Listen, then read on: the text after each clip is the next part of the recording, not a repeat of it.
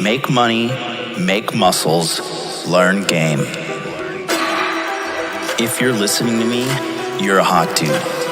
The hot dude life is not about your physical appearance. The hot dude life is a mentality.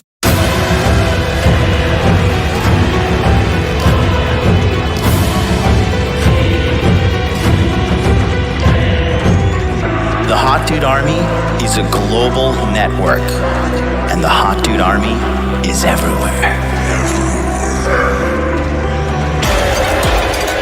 Decrease your judgment of others and increase the judgment of yourself.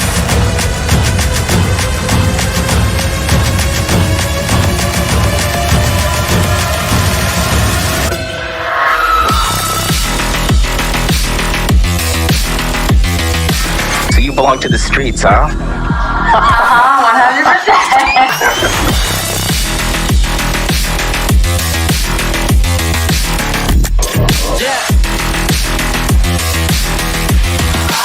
It starts with learning dating, and then you move on to something to push humanity forward. That is the philosophy of modern life dating.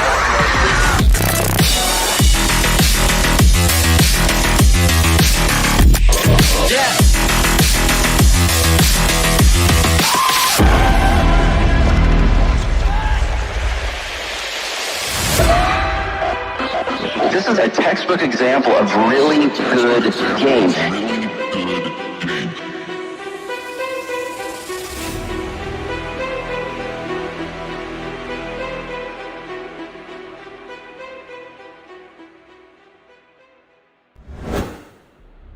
It's 2021.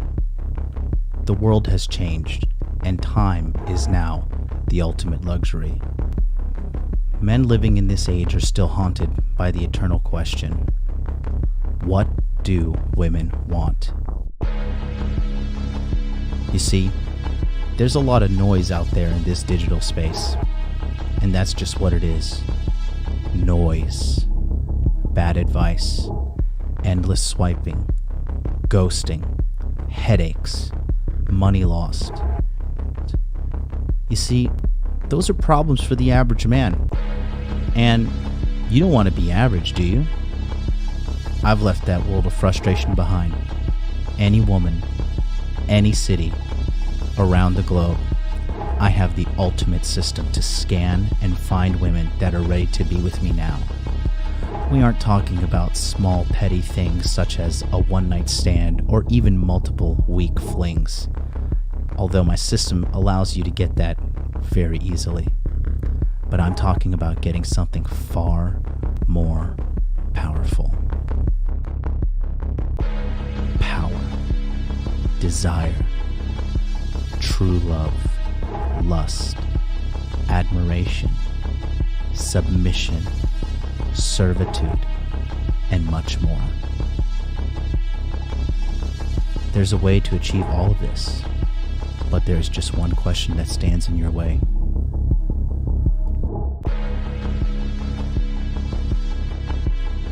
Are you ready to take the dark pass?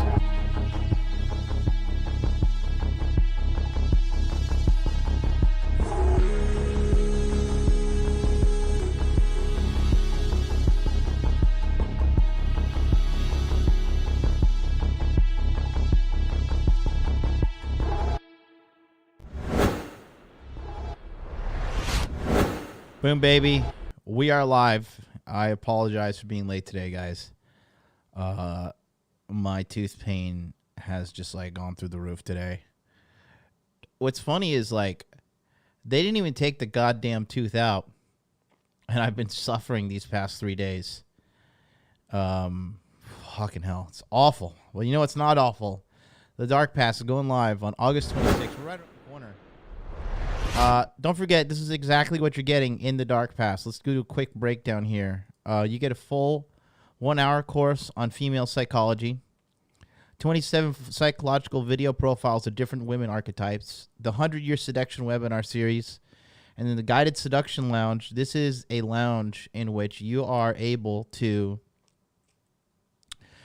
engage with me and my team of experts in Telegram, and you will be able to put all the text message questions you have in there, bios, text messages from the girls, you name it, we got it. We're going to help you get through your dating troubles via Telegram guidance. Telegram is an encrypted chat group app, and it's one of the best. A lot of people are migrating from Facebook to Telegram because censorship is just ridiculous on these platforms. It's just insane. They're drunk on power, and it's just like, you know, they don't realize that there's gonna be a mass migration off of their platforms sooner rather than later.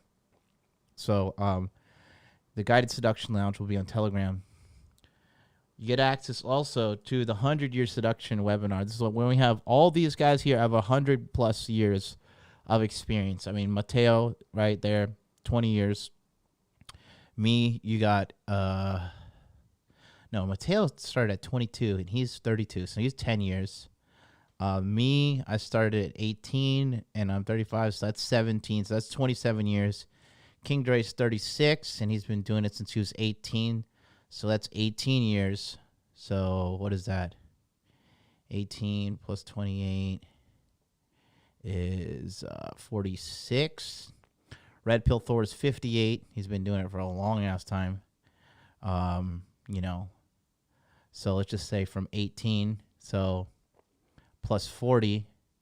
That's 86 years. Troy Francis is 46. He's been doing it since his 30s, so that's 16 years. So that's well over 100 right there. Then you got Paul, who's in his 40s. Sterling's in his 30s. Offie Kingdom, who's 40s as well. This whole thing you're going to get access to. This is unlimited text message support from all these guys, as well as these live webinars that we're going to be doing on Zoom. Uncensored, completely timeless. Really going to be fantastic stuff. Like I said, Mateo, myself, you know, the sinister reality of female psychology, incremental indoctrination, the art of dread game, dark triad game, hypnotic voice patterns for seduction, right? Control Her Mind with Dirty Talk by Sterling Cooper, dominant sexual escalation, creating dominant masculine presence. I mean, you name it, we got it here. So all you need to do is go to thedarkpast.net, put your name in, put your email address, and click yes, I want in. And this will just put you on the email waiting list. I was not able to check the waiting list. Let me see how many people are on the waiting list right now. The number just goes up every day. So people on the waiting list currently for the Dark Pass. Oh, wow. 170. Around 170. So I'm telling you, this is going to be really good. If you're just tired of being like clueless with women and kind of like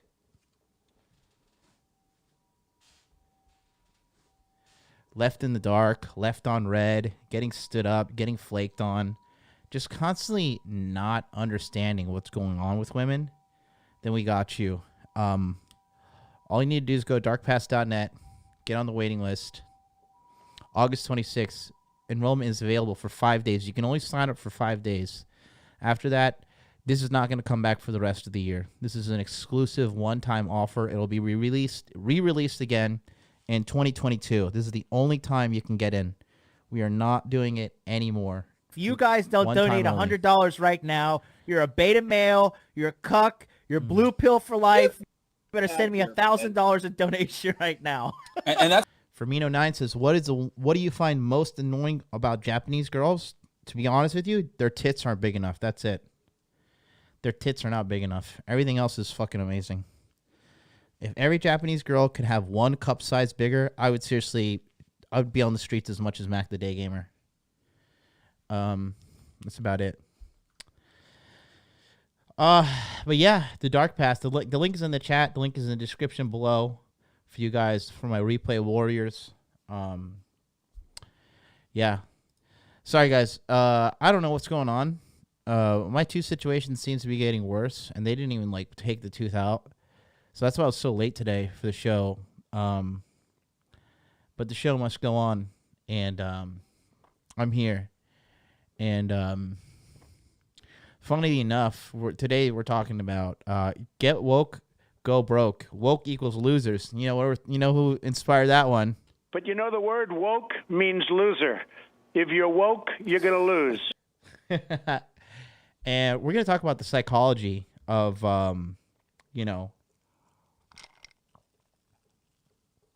this whole woke agenda that's going on in America. You're just going to have to forgive me. I'm going to be ice packing my cheek and talking. Double D's or nothing, says Miguel. You know it. Give me those pancake nipples. Smash the like button, by the way, guys. But so today's going to be a slow burn episode. There's a lot to cover, okay? And the backbone of it all is this, okay? How many times have you guys gone on a date with a girl and she's like, well, I'm a feminist and I don't like Trump and I'm a vegan and I'm anti-animal cruelty and I vote Democrat and I believe, hashtag believe all women and hashtag, Black Lives Matter and hashtag Me Too and all that shit. How many girls have you gone out with that, right? Think about that, right? Think about that. And the majority of these girls are fucking, brain dead. And they all think they're so fucking fantastic, right? They think they're so unique. They think they're so special. And they're all victims of this woke agenda, right? But again, the funniest thing about the woke agenda is this. What most people don't seem to realize is the woke agenda is a corporate agenda. That's what most people don't seem to get. The woke agenda is 100% a corporate agenda. Just like the whole LGBTQ thing, all right? It's all fucking propaganda. It's all propaganda. If any of these people really cared about Black Lives Matter, really cared about slavery, really cared about anything, they would not buy a single product made in China.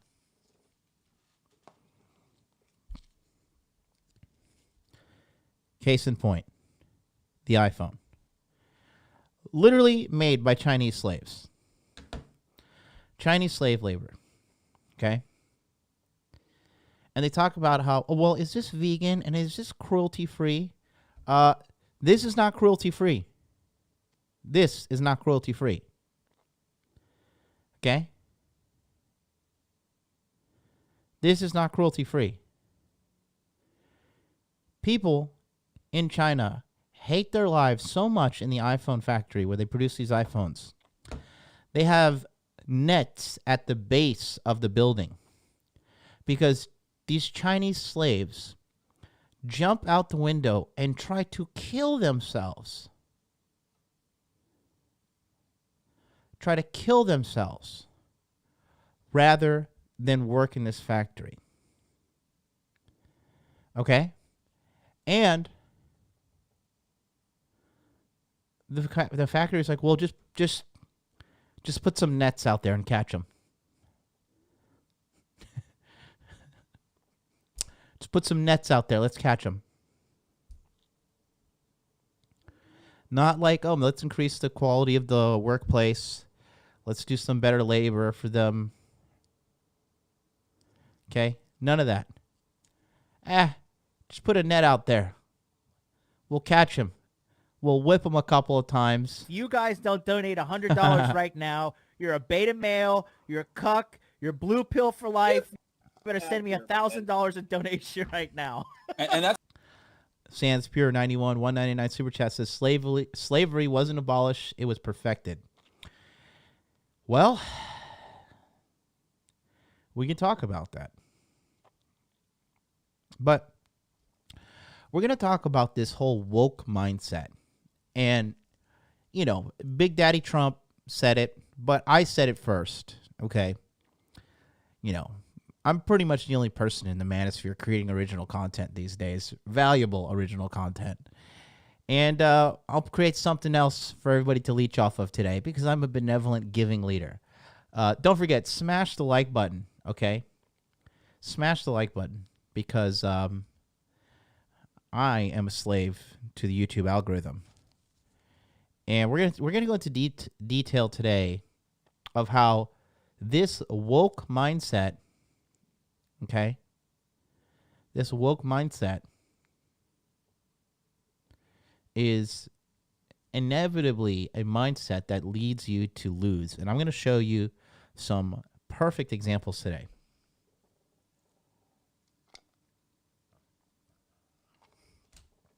So,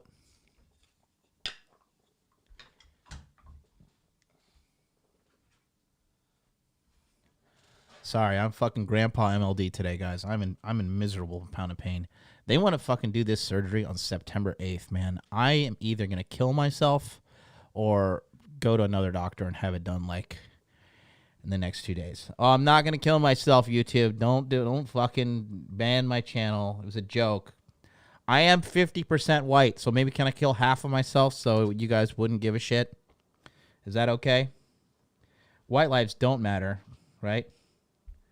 So I could kill half of myself. What if I just blow half of my brains out? I'm being quite the cynic today. All right. Sorry, my desk is a mess. It's to the point that the left side of my eye fucking hurts from this goddamn pain. And we're gonna talk about this today because I wanted honestly somebody's here helping me, and she was like, just take the day off. Just one day. I was like, shut your mouth, woman. Shut your fucking mouth. Don't you ever inspire me to be a quitter. Do I look like I have 2 X chromosomes? Do I? Son of a bitch. Don't you ever tell me to fucking give up. I had to sit in the bathtub and soak. It's not infected.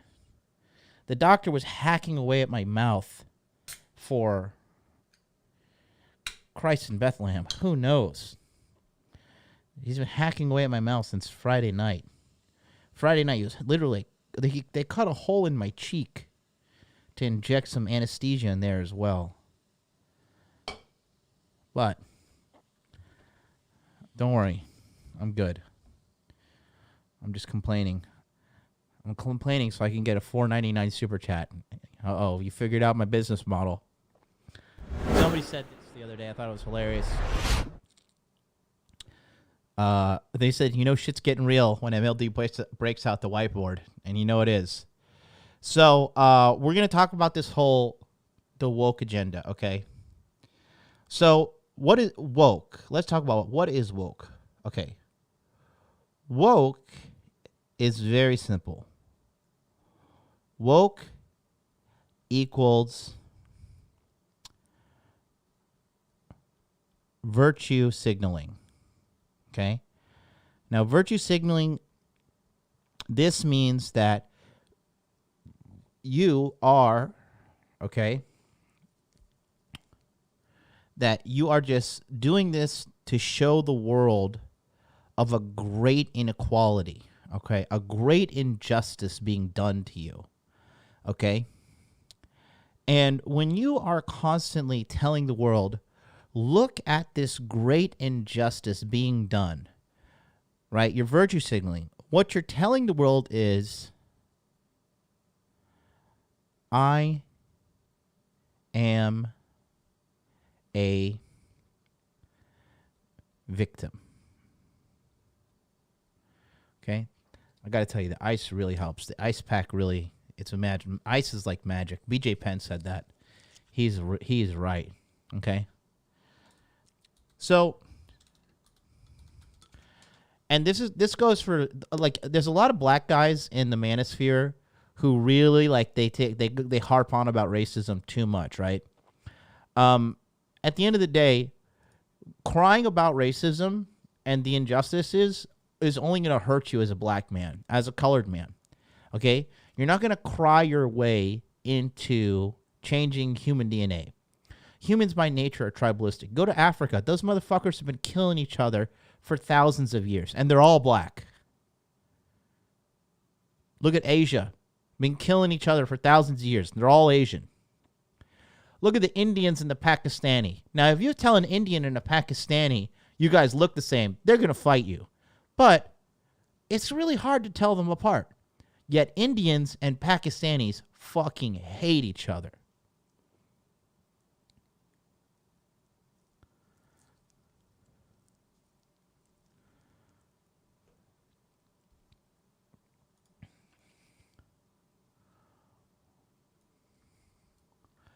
Let's look at the word victim.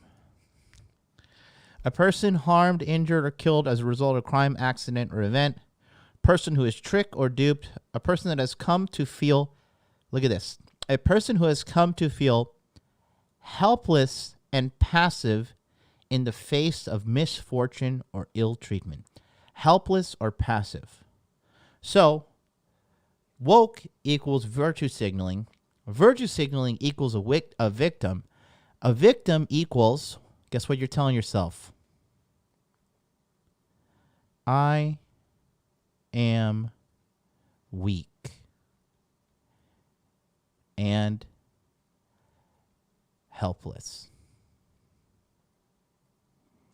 Okay?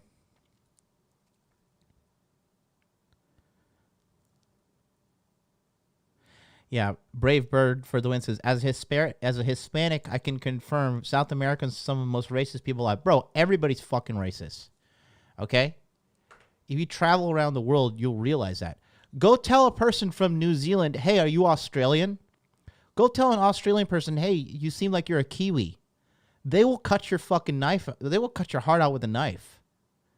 They will Crocodile Dundee your ass. Go tell a Brazilian, hey, are you Venezuelan? Go down to South America in Argentina. I think that's where he's from. And say, like, Messi is a shithead. And, like, the best soccer player is, like, Cristiano Ronaldo. Watch what happens. I thought John was holding a condom to his face. Yeah, right. It's not a condom within a fucking 30-yard radius of me. Call a Dominican and Mexican, exactly.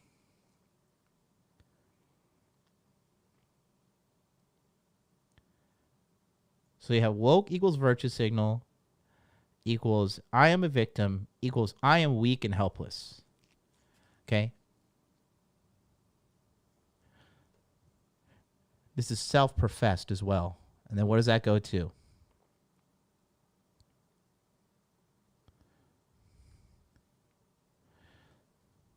Weak mindset,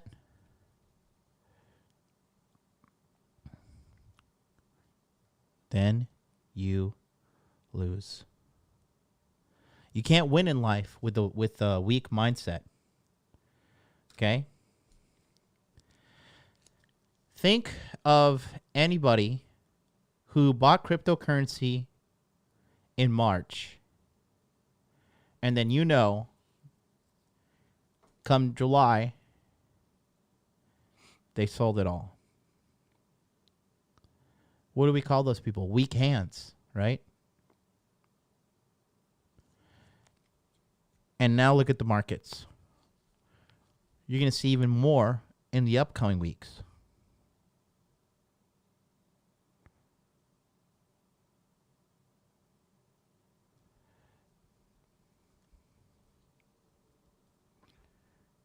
If you don't have a strong mindset, you're not going to have the results you want in life. Period. And what I'm going to talk about today is I have a series of athletes of all races, all different walks of life, all different sports, okay? And they all embodied the woke mindset. And as soon as they started to embody the woke mindset, their careers tanked. And when you get this woke mindset, it's terminal cancer. All right? There's no going back. Once you go woke, you go broke. You go broke physically. You go broke spiritually. You broke mentally. You go broke financially.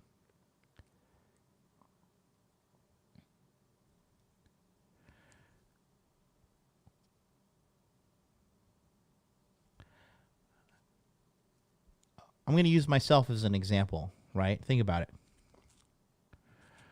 Never met my dad. Advantage or disadvantage? Grew up in abject poverty. Advantage or disadvantage? Physically and emotionally abused for the majority of my childhood and teenage years. Advantage or disadvantage? Come to a nation where you are literally discriminated upon just because you're not Japanese. Advantage or disadvantage? Start a YouTube channel and talk about the things the tech overlords don't want you to talk about. Advantage or disadvantage? If anything, I could 100% play the victim. I could sit here and cry. I could sit here and whine. I could sit here and bleed out of my fucking vagina and woe is me. But at the end of the day, where does that get you? It gets you a weak mindset, a loser mindset. You know, some of the strongest black men I know, they don't give a fuck about if you drop the N-bomb, if you call them whatever, because they know in their heart of hearts, no words can define the man that they are. Okay? Same goes for some Latino guys in my community, Arab guys, Indian guys, right? The moment I see someone complaining about racism, and especially in America, I already know somebody is either an idiot, a snake, or a beta, if not all three. All right? What about Muhammad Ali, greatest boxer of all time? Literally came up in the time when they were calling him a colored fighter, a Negro fighter. Greatest boxer of all time.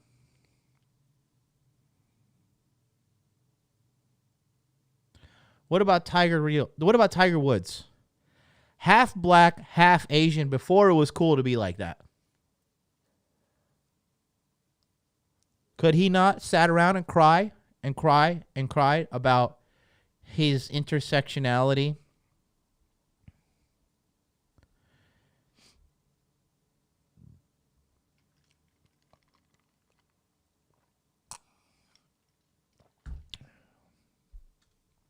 You tell me.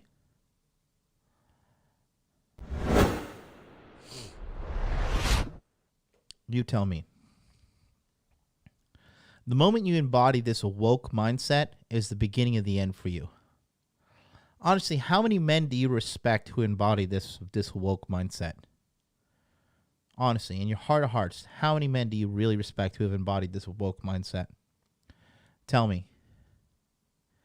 You let me know. Okay.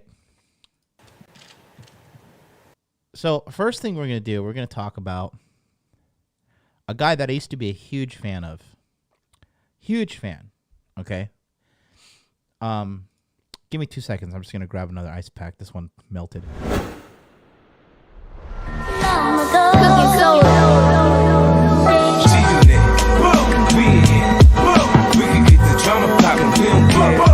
It's going down, cause I'm around 50 Cent, you know how I get down. What up, blood? What up, cuz? What up, blood? What up, gangsta? What up, blood? What up, cuz? What up, blood? What up, gangsta? They say I walk around like I got an S on my chest. Now that's a semi-auto.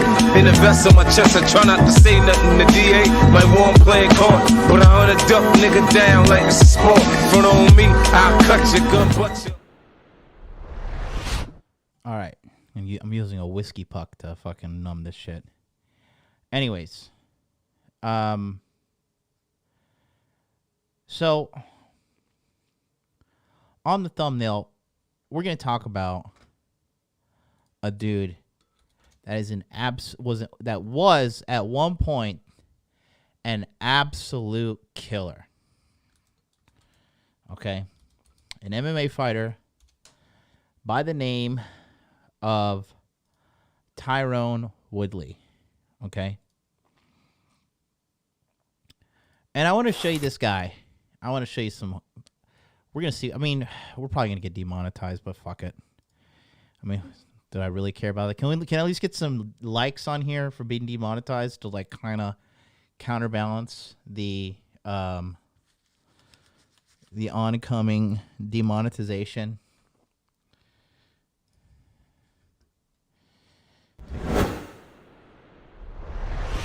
I'm not gonna play the audio. This is Tyron Woodley. This is the guy right here. This black guy. Absolute murderer of a fighter. Okay? Absolute murderer of a fighter. That's Don Hyung Stun Gun Kim. That guy was a really good Korean fighter. This is Jay Heron, UFC veteran.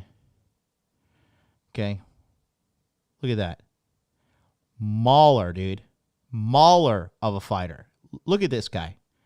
Mauling. Shutting fools off, dude. Absolute killer. Got some good jiu-jitsu as well. I think that's Darren Till he choked out there. Right? Yeah, that was Darren Till.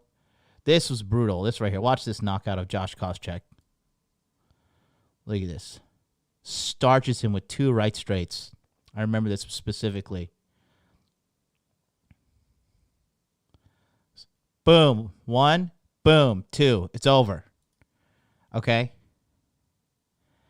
Absolute murderer. And this is when he won the UFC welterweight championship. Watch this. Here we go. Boom. 1 shot, 2 shot, 3 shot, 4. Okay, cool. Give me my belt. First round. First round KO of Robbie Lawler. Absolute fucking monster. Okay? But then something happened. Okay? Tyron decided that he wanted to become an activist. And in 2019, 2020, he started going real heavy. I mean, I think it started in 2016. He started going real heavy with the Black Lives Matter stuff. Take a look at his career right now. Okay.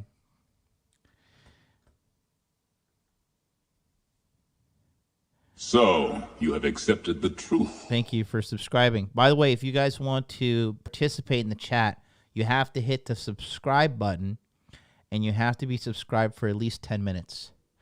So, 2019, March 2nd, he lost the title to a man named Kamaru Usman, a fucking badass Nigerian killer of a man who is such a good fighter. I'm just convinced he's on PEDs. I could be wrong, but this guy's just such a goddamn good fighter.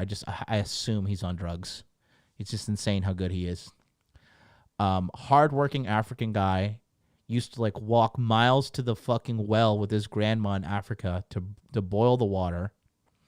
And you got Tyron coming in here crying about Black Lives Matter. Wah, wah, wah. And the thing is this. Sure, okay. If you want to talk about the Black Lives Matter movement, that's one thing. But just know that if you're performing at an elite level as a world-renowned global champion like Tyron Woodley was, it is absolutely going to taint your mindset. Because you need to have one thing in your mind and one thing in your mind only when you want to win. I am the best. I am unstoppable. No one can beat me. I am unbeatable. I'm the best ever. I'm the best thing since sliced bread. Okay?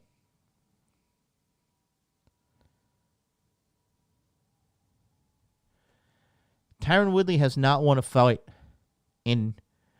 since September 8th, 2018. So all of 2019, he lost his fights. 2020, he lost both of his fights. And 2021 in March, he lost his fight, and he was cut from the UFC.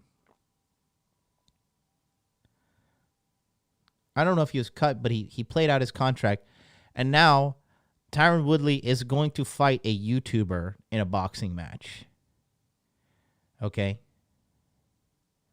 So he's going from global welterweight champion of the world and the number one mixed martial arts organization on the planet. Okay? Starching dudes and just dominating them all the way to the top. I mean, look, from 2014 till 2018, he did not lose a single fight.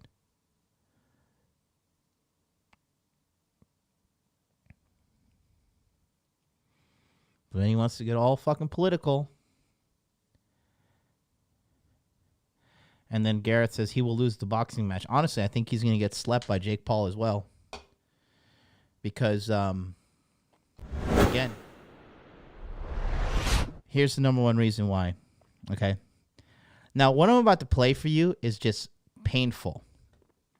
But I just want to show you transparently what happened. This is real. This is a grown man. This is a professional, multi-million-dollar athlete. All right. This was the press conference at one of his most recent fights. This is at UFC Vegas 11. And UFC Vegas 11 was in 2020 of last year. And I'm just gonna play it for you and just let you guys watch. Okay. This is right before the presidential election as well. And take a look here. This is 3 minutes long, and we're gonna watch all 3 minutes just so I can really drive the point home.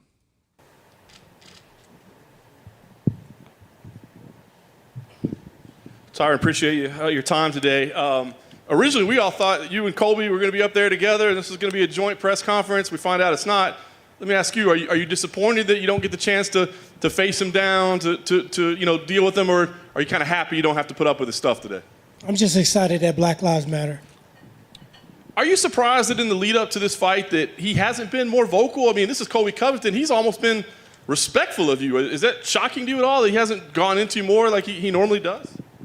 I'm just really excited that Black Lives Matter. Fair enough, and we know that it looks like Usman and Burns is later, this year. A win here would be big for you. Would you keep yourself ready to be a fill-in opponent on a title fight, or are you at a point in your career where you wouldn't do that? I feel like, a victory here just really shows how much Black Lives Matter. Fair enough, and then my last question for you then, obviously the Black Lives Matter shirt on, clearly you want to keep it in that direction today. Would you like to use this platform to deliver any messages to everyone out there? Just that Black Lives Matter. Hey, Tyron. Obviously the political movement of Black Lives Matter has taken a lot of momentum over the past few months and even the year. Do you think this fight amplifies to you the need to express your support for that cause? No, I just think that Black Lives Matter. Could you tell us when Colby first started talking about you years ago when you were training together, were you surprised based on your interactions in the gym that he decided to start campaigning against you in the way that he did? No, I wasn't surprised, especially since Black Lives Matter. Cool. Thank you, Tyron. Tyron right here. Before your last few fights, especially in the Darren Till, the Maya, and the Wonderboy Thompson fights, you've kind of built your camp around the specific fighter. But now Colby Covington and his coach have come out saying that they realize he's not even a southpaw anymore, which hinting that he might fight orthodox. I'm wondering if you heard that, and does that change anything about your game plan? I just hope they realize Black Lives Matter.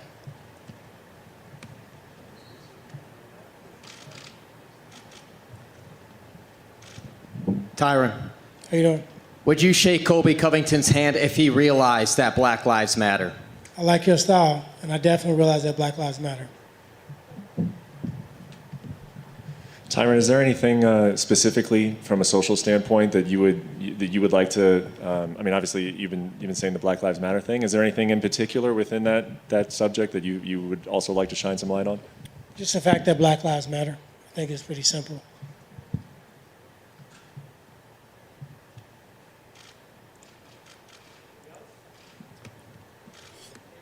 Thank you, guys. 38-year-old multimillionaire, grown man, 38 years old at the time. Not concerned that he lost the championship. Not concerned that at that time he was on a 2-fight losing streak. Currently on a 4-fight losing streak. Nothing at all. Honestly, to be honest, that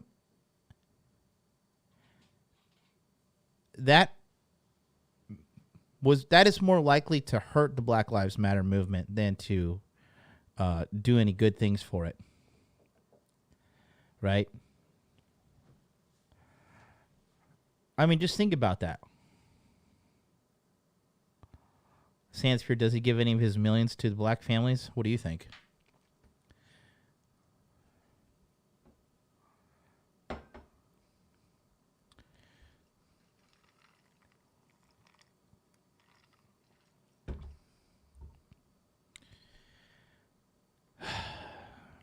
That's one athlete. Let's go to the complete opposite side of the spectrum. Let's go to a lesbian white woman. Okay, we got a black straight man. Let's go to a lesbian white woman. And let's talk about our good buddy, Megan Rapinoe. So for those of you who don't know, Megan Rapinoe is this chick right here. And she is the one who led the whole agenda of the wage gap, right?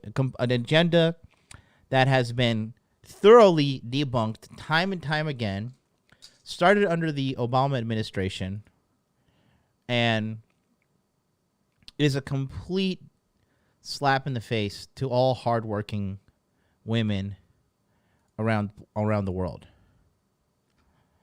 We're gonna show, the glory days, her leading up to, what got her fame in 2 Minutes of Fortune, and where it led her. Because this is the mindset of the typical girl that you guys get upset on who rejects you. This is the mindset of the typical girl that doesn't swipe right on you on Tinder or Bumble. Okay? This is the mindset that a lot of you guys are just getting really bent out of shape for no reason whatsoever. You're pedestalizing these girls who are literally brain dead zombies. Literally brain dead zombies. Okay? So, it all started here on March 25th when she was giving a speech here about gender discrimination and equal pay, which is complete bullshit. They're saying that, oh, well, women's soccer gets as many viewers as men's soccer and does as much work as men's soccer, therefore we should get paid as much, right? And the reality is this. Men's soccer makes more money. That's why the men's soccer players get more money. The scores are higher. The games are more exciting. Period. All right? In addition to that, when you think about it, it would be like me complaining that YouTube doesn't pay me the same amount of ad revenue that they pay PewDiePie just because I work harder than PewDiePie. Do I work harder than PewDiePie, the #1 YouTuber in the world? Absolutely.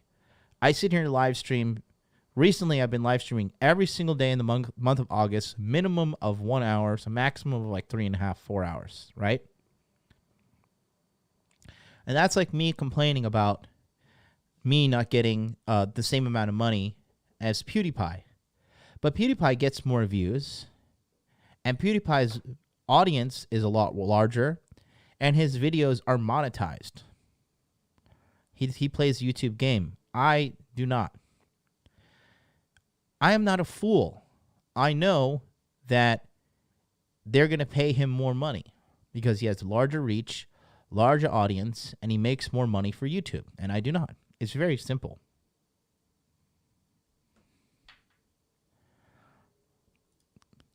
Let's take a look at this clip here. I'm going to point out some things as well. It's the only thing the U.S. women's soccer team has yet to win, equal pay. We've filled stadiums, we've broken viewing records, and yet despite all of this, we're still paid less than our male counterparts. Megan Rapinoe, a star of the team, speaking to Congress on Equal Pay Day. If it can happen to me, with the brightest light shining on us at all times, it can, and it does, happen to every person who is marginalized by gender. In the U.S., women on average make 82 cents to every dollar paid to white men. For black women, it's 63 cents. For Latinas, it's 55. So let's just take a look at the propaganda here for a second. For black women, it's 63 cents. For Latinas, it's 50. First of all, this is not even a black woman's silhouette because the hair is stringy. Okay. Second of all, where is the data to back this up?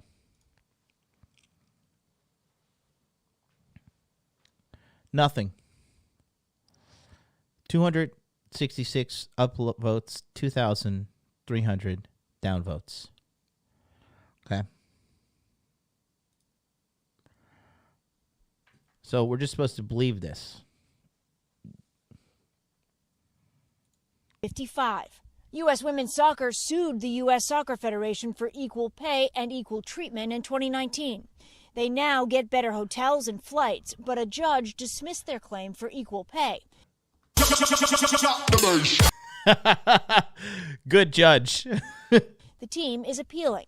The Soccer Federation says it's still open to further negotiation. Did you expect it to become this kind of symbol of the effort nationwide for women? Not totally. I mean, I think we're much more, singularly focused. And I think we've really become a lightning rod and a voice for so many women around the country.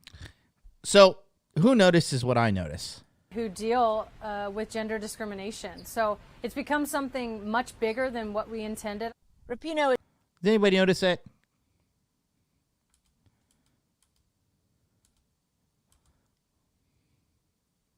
Wearing the same clothes, massive resentment. Do you notice there are more female pundits and commentators now? Nope. Literally dresses like a dude. Nope. Pink hair. Nope. She's lesbian. Nope. Damn, you guys are lost. You notice, Odin, what is it? Smug attitude. Send tacos. Good word. Send tacos. Good job. Is she reading? Not only is she reading there. Take a look at here. If it can happen to me. Look at her pupils. Pay attention here. Look at her pupils.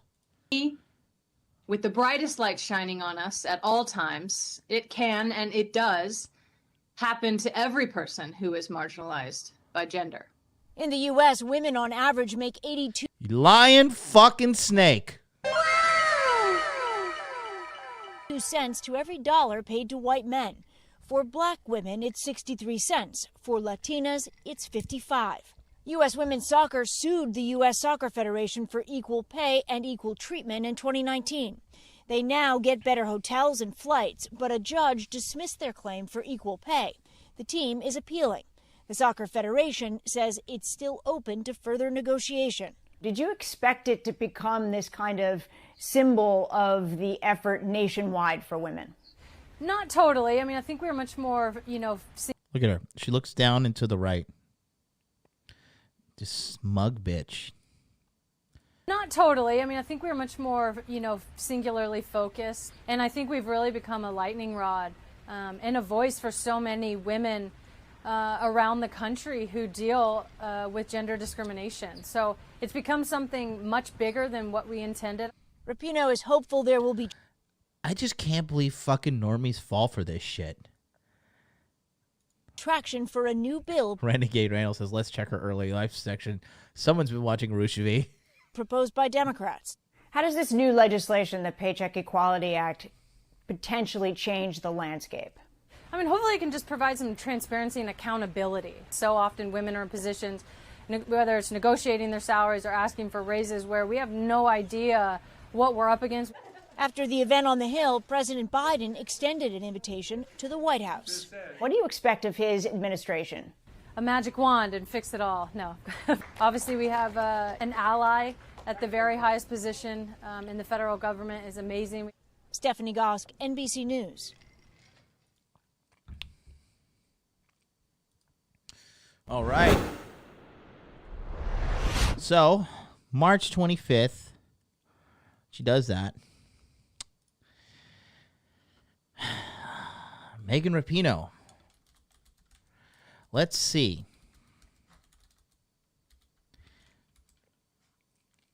What did she do at the Olympics? Let's take a look. Oh. I can see. I see. Hand rubbing intensifies. During the national anthem being played in Tokyo, representing our great nation of the United States of homosexuals, United States of America, the safest place for homosexuals on the planet, which she is one of, right? She decides to take a kneel for the injustice that America has brought her as a homosexual woman. The injustice that has allowed her into the White House. Okay? The injustice that has paid her millions of dollars. What an appalling country. But don't forget. But you know, the word woke means loser. If you're woke, you're going to lose. And that's exactly what she did at the 2020 Tokyo Olympics. Take a look at this YouTube video I have found here on the interwebs. This was the beginning of the end right here. Look at the pretentiousness of this ad by Subway. The ad executives in America have become the biggest, most talentless bags of fucking human shit that have ever walked the planet. Because now all they do is like, okay, let's just make a commercial where we shit on men and our product will sell. And those days are over, you talentless fucks. You should hire me, honestly, because my commercials are fucking fantastic. All right? My commercials are top of the line compared to this Nazi propaganda that you're fucking putting out nonstop.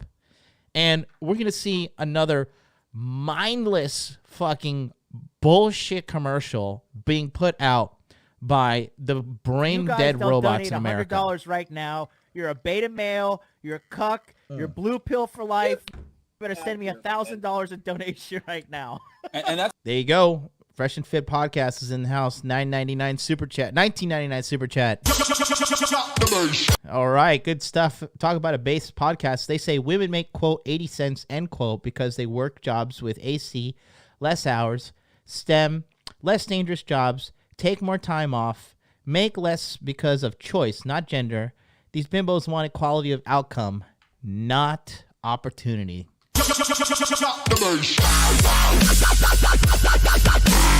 Too based. Does everybody know how that works, by the way? Here's how they calculate the pseudo wage gender gap. This is what they do. So I need you to pay attention because what we're about to show you is some of the most advanced mathematics that the world has ever seen. Okay? This is advanced mathematics and statistical data from the United States of America, you know, the top of the food chain when it comes to math. So this is what they did. They took men and then they took women, okay? First of all, this study is racist and sexist because it excluded the 77 other genders. But I'm going to forgive them because it was probably white males who did this with their white privilege. Therefore, it was flawed, okay? And they're marginalizing all people. So this is what they did. They took the number of hours. Oh, no, they didn't even take the number of hours. Sorry. No, they didn't. This is what they did. This is what sucks about Microsoft Paint. This little thing takes forever. I'll be back in 7 minutes when I'm fully erased this. All right. If you guys don't donate $100 right. right Send me now, money. You're a beta male, you're a cuck, you're blue pill for life. You better send me $1,000 in donation right now. And that's Colonel Sanders, 16 says she's a white woman. Literally the most privileged class person in America. She's a white homosexual woman to top it off. I mean, come on. Come on. Do I really need to do I need to draw it out for you? Okay. Do I really need to draw it out for you? Do you need to see the answer here? Oh, going to hell. So this is what they did. All they did was they took all the money that men made, okay? All the men, they took all the money that men made, and they took all the money that women made, okay? And they added this up, and they added this up, and then they divided it, and they found out, oh, so men collectively, let's just say, make a nice round number, made $1 million, okay? And women only made $800,000. Therefore, this wage gap is the fault of men, okay?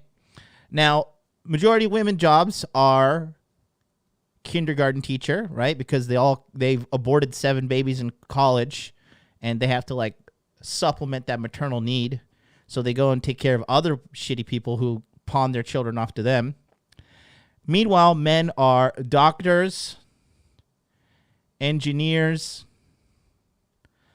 scientists, useless jobs that don't fucking do anything.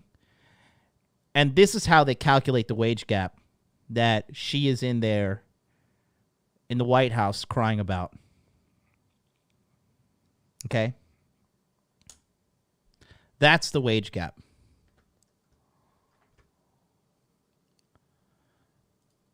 So her pretentiousness grows to new levels. And take a look at this commercial that caused outrage in the United States of America. This is a black man, okay? This is a black man, all right? So already He needs to be worshipped in this commercial for it not to be racist. But take a look what happens. I'm ordering some burritos. Oh, nice. Burritos? Get a freshly made footlong from Subway instead, with crisp veggies on freshly baked bread. Just order in the app. Huh, okay. Try the oven roasted turkey with banana peppers for a little extra kick. Okay. I get it. First of all, where the fuck did these soccer balls keep coming from, bitch? I'm ordering some Did anybody burritos. notice that? Nice. Burritos? Get a freshly made Look, 1, 2, no soccer ball. footlong from Subway instead, with crisp veggies on freshly baked bread. This is how lazy and entitled the marketing teams in America have become. They're just like, You guys yeah, don't donate $100 right now. Thank you for the donation. You're a beta male. You're a cuck. You're blue pill for life. You better send me $1,000 in donation right now. And that's okay. This is how lazy these ad execs have become in America. They're just like, yeah, just put a lesbian on there, lesbian woman, and have her kick some balls at men and make fun of them. And that'll sell some sandwiches. Just order in the app. Huh, okay. Try the oven roasted turkey with banana peppers for a little extra kick. Okay. I get it. Oh. Get a freshly made footlong from Subway instead. Just like some poor fucking bastard just sitting there trying to eat his lunch. And she is so fucking entitled. She kicks the soccer ball. She's like, yeah, just get a Subway sandwich, you fucking idiot. Oh, my God. Hilarious to say the least. Hilarious to say the least.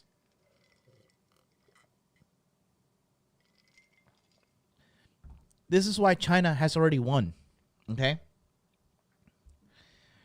And we're gonna talk about China this week. I don't know. I actually gotta put a poll out there for you guys. I gotta go get another ice pack for my chipmunk cheeks here. Waiting for Streamlabs to shoot this one. There it is. You guys don't Thank you. donate Fresh $100 and right fit. now. You're a beta male. You're a cuck. You're blue pill for life. You better send me $1,000 in donation right now. And that's Fresh and Fit, $19.99 super chat with the return says, if this bimbo wants to make equal pay, she can join the men's team and play with guys. Oh, wait, she won't because she'll get roasted. They want equality, but the concept of women's sports in itself contradicts equality. That's one's for you, man. There's the truth for you. There's the truth. So yeah, Eston K already knows it. I wanna put out a quick poll. Okay. I have 2 new China Pill episodes cooking up. All right. Now, obviously, this is the August of Ascension, and we are focusing on the aspects of seduction. But these China Pill episodes are pretty lit. Okay? Pretty lit. So, 30 seconds on the clock while I go grab an ice pack. The poll is in the chat. Do you want China Pill episodes this week? Yes or no? I got 2 fresh ones.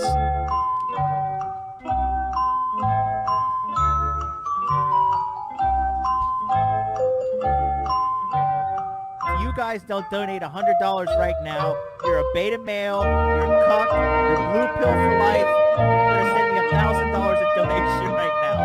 and that's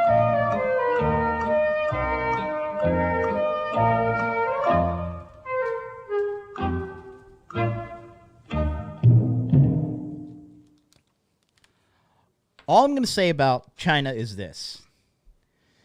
All right.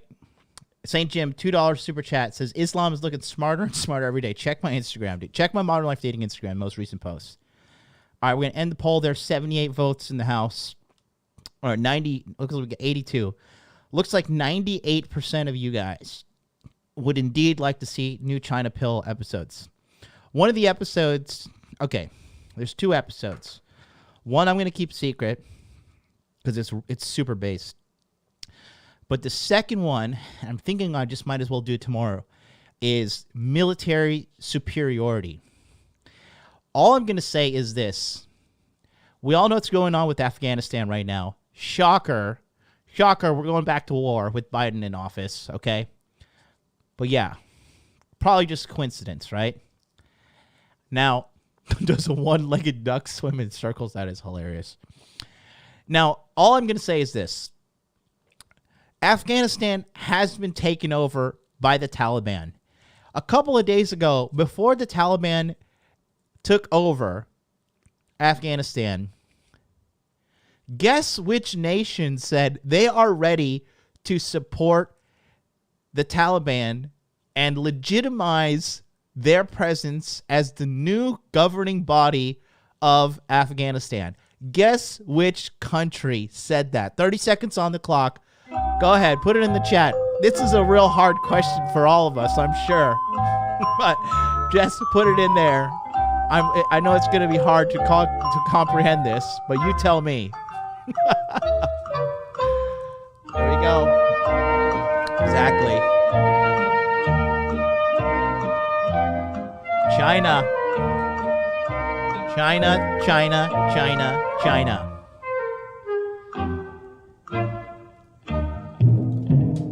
Now, remember when everybody just wanted Trump out of office for the fact that he was a racist or blah, blah, blah, blah, blah, right? But the real reason is because he was the only president, okay, that was on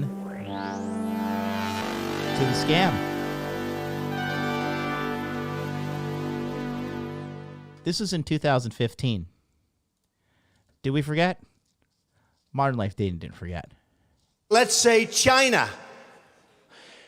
China. China. China. China. China. China. China. China. China. China.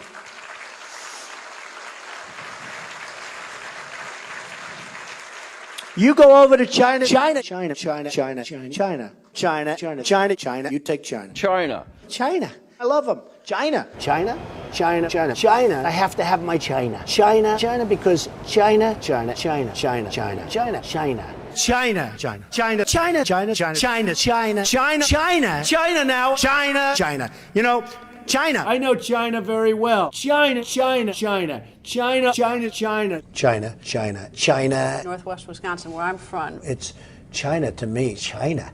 China, China, China, China, China, China, China. You want to buy from China? That's great. Buy from China. Buy toys from China. China in particular. China. China. I have people that I know in China. China. China. China. China, China, China, China, China, China, China, China. This was in 2015, right? If you don't think that this whole woke agenda is not being facilitated and used by China to erode away at the laughable nation that is America, you are a fucking moron. Don't forget. But you know the word woke means loser. If you're woke, you're going to lose. That's why they wanted him out. That's why the bot campaign happened on Twitter. That's why you get banned on YouTube if you deny anything. That's why the Department of Homeland Security now said, you're a domestic terrorist if you deny the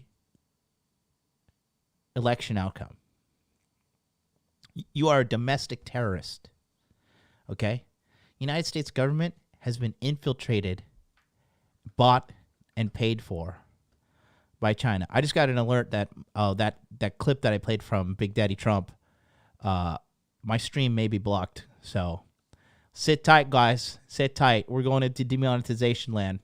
We got almost 300 people in the house. Can we get some likes? Smash some likes. And share this video to all of your 4chan groups. And let's get these numbers up. But yeah. And I knew about the China threat since I've been over here in Asia. A lot of you guys have never even been over here. You got to realize, okay? One, I'm sleeping with the enemy. Two,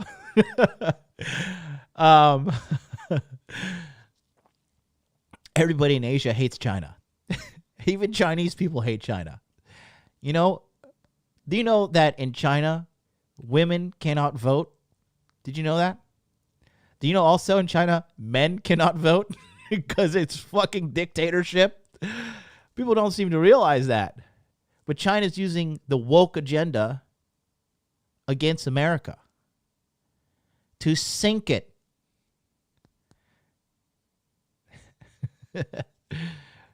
Think about it. I see the future. I already know there is no saving America. China has already won. So this woke agenda stuff is tied into China. I have like this little internet marketing group, and I told them like, yeah, China's using bots and propaganda and AI that's automatically writing articles to produce woke literature and spread it on the English-speaking internet. And they're using it because they know that this shit eats away at the foundation of a culture. And they're like, wow, like, wow, the dating coach guy really is kind of crazy, isn't he? Yeah, that's right, Rupert. He's probably a racist. I mean, he does like Trump after all. Meanwhile, they have no idea, as I'm sitting over here in Ground Zero watching that, you know, Americans have their heads so far up their ass that they think it's the best country in the world. First of all, if you think that, I'd like to encourage you to get something called a passport, okay? And then you're going to have to leave your trailer park and go to the airport and go to another country. Come to Asia, okay? Go to Eastern Europe. Take a look at other parts of the world that are not insanely and disgustingly fat and ratchet. And another thing that's eroding in America is this whole fucking hip-hop ghetto ratchet culture. That's another fucking cancer. That shit is illegal in China. You're not allowed to play like hip-hop and that ratchet, like destructive kind of cultural poison on their mainstream media, on any of their platforms. It's blocked on the internet. It's not allowed. It's illegal. Okay?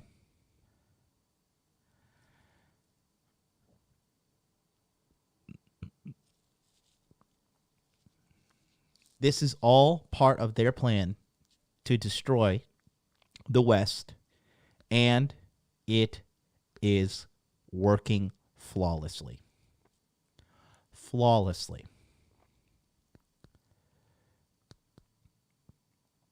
Period. Americans are too fat and too afraid that they don't even fucking know what's going on. They're so worried about a magical virus that's going to come and shoot up their nose and kill them. Hilarious, to say the least. Let's go back to our oppressed lesbian.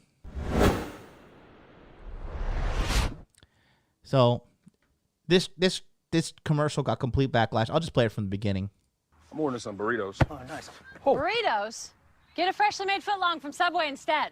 With crisp... No, bitch. No. If you guys don't donate $100 Thank you, Jerry. right now, you're a beta male, you're a cuck, you're blue pill for life. You better send me $1,000 in donation right now. And that's...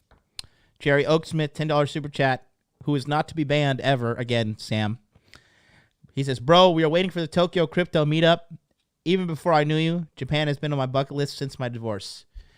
I'm telling you, you come to Japan, you can be ruined for life, boys. Lowest obesity rate in the world. Super hot women everywhere. Chinese spies, you name it, we got it. I'm good. I'm good. Dude, there's a reason why I smoke a lot of weed when I go back to America. It's to cope with the depression of the nation and the just armies of fat and ratchet people everywhere. The Walmart golem has taken over America. Ugh, cringe. Cringe. Green says it's easy to date outside of America. You're goddamn right it is, because it's not infected with corporate feminism. Veggies on freshly baked bread. Just order in the app. Huh, okay.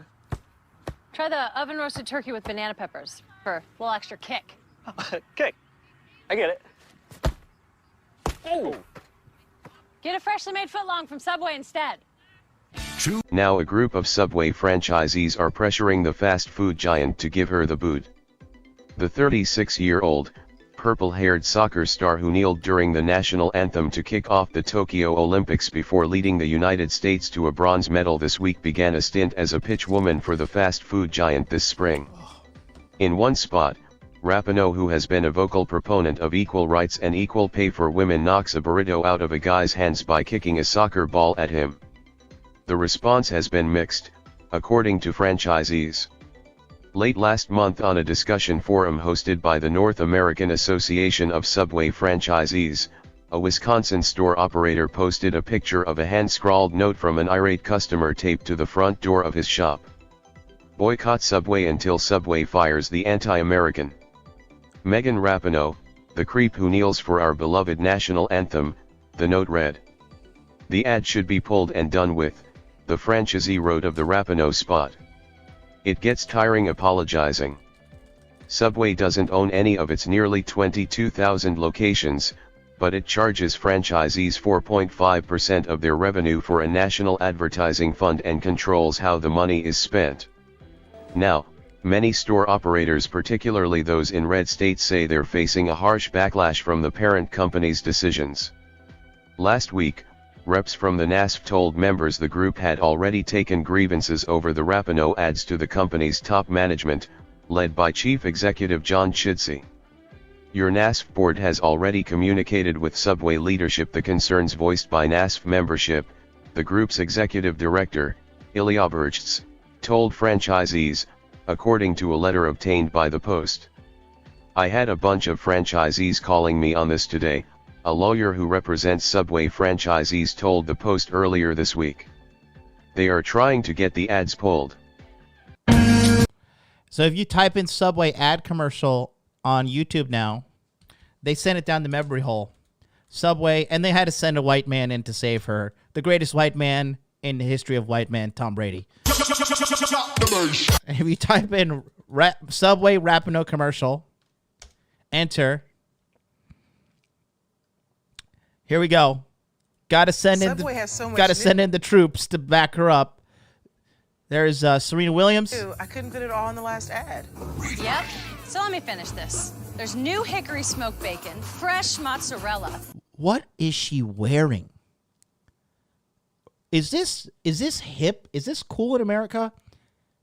Like, you look like you are sailing down the fucking river with Huckleberry Finn. Is this fashionable now? Smashed avocado. You know what? There's a lot. But it all makes a better footlong. Can I get a word in? Sure. Take the tagline. Because you got to refresh to be fresh. It's the Eat Fresh Refresh at Subway, and they're refreshing everything from how they make it to how they bake it to how they bring it to you. This new turkey Cali Fresh is incredible. Do you even eat bread? Steph, it's a commercial. You tell him, Tom. You fucking tell him, Tom. Tom voted for Donald Trump. Uh-oh. How's that not banned off of YouTube? Oh, the world is a joke. Well, yeah, it's down the memory hole now. You can't find that commercial. I mean, Subway's just got... I mean, they're doing a pretty bad job. I mean, they went from Jared Fogle, pedophile, to woke lesbian, and yikes. And the crazy thing about Subway is a lot of people don't know. Subway is the #1 fast food restaurant on the planet. There are more Subway restaurants than any other fast food restaurant on the planet. They've got Subway in Japan. It's pretty good.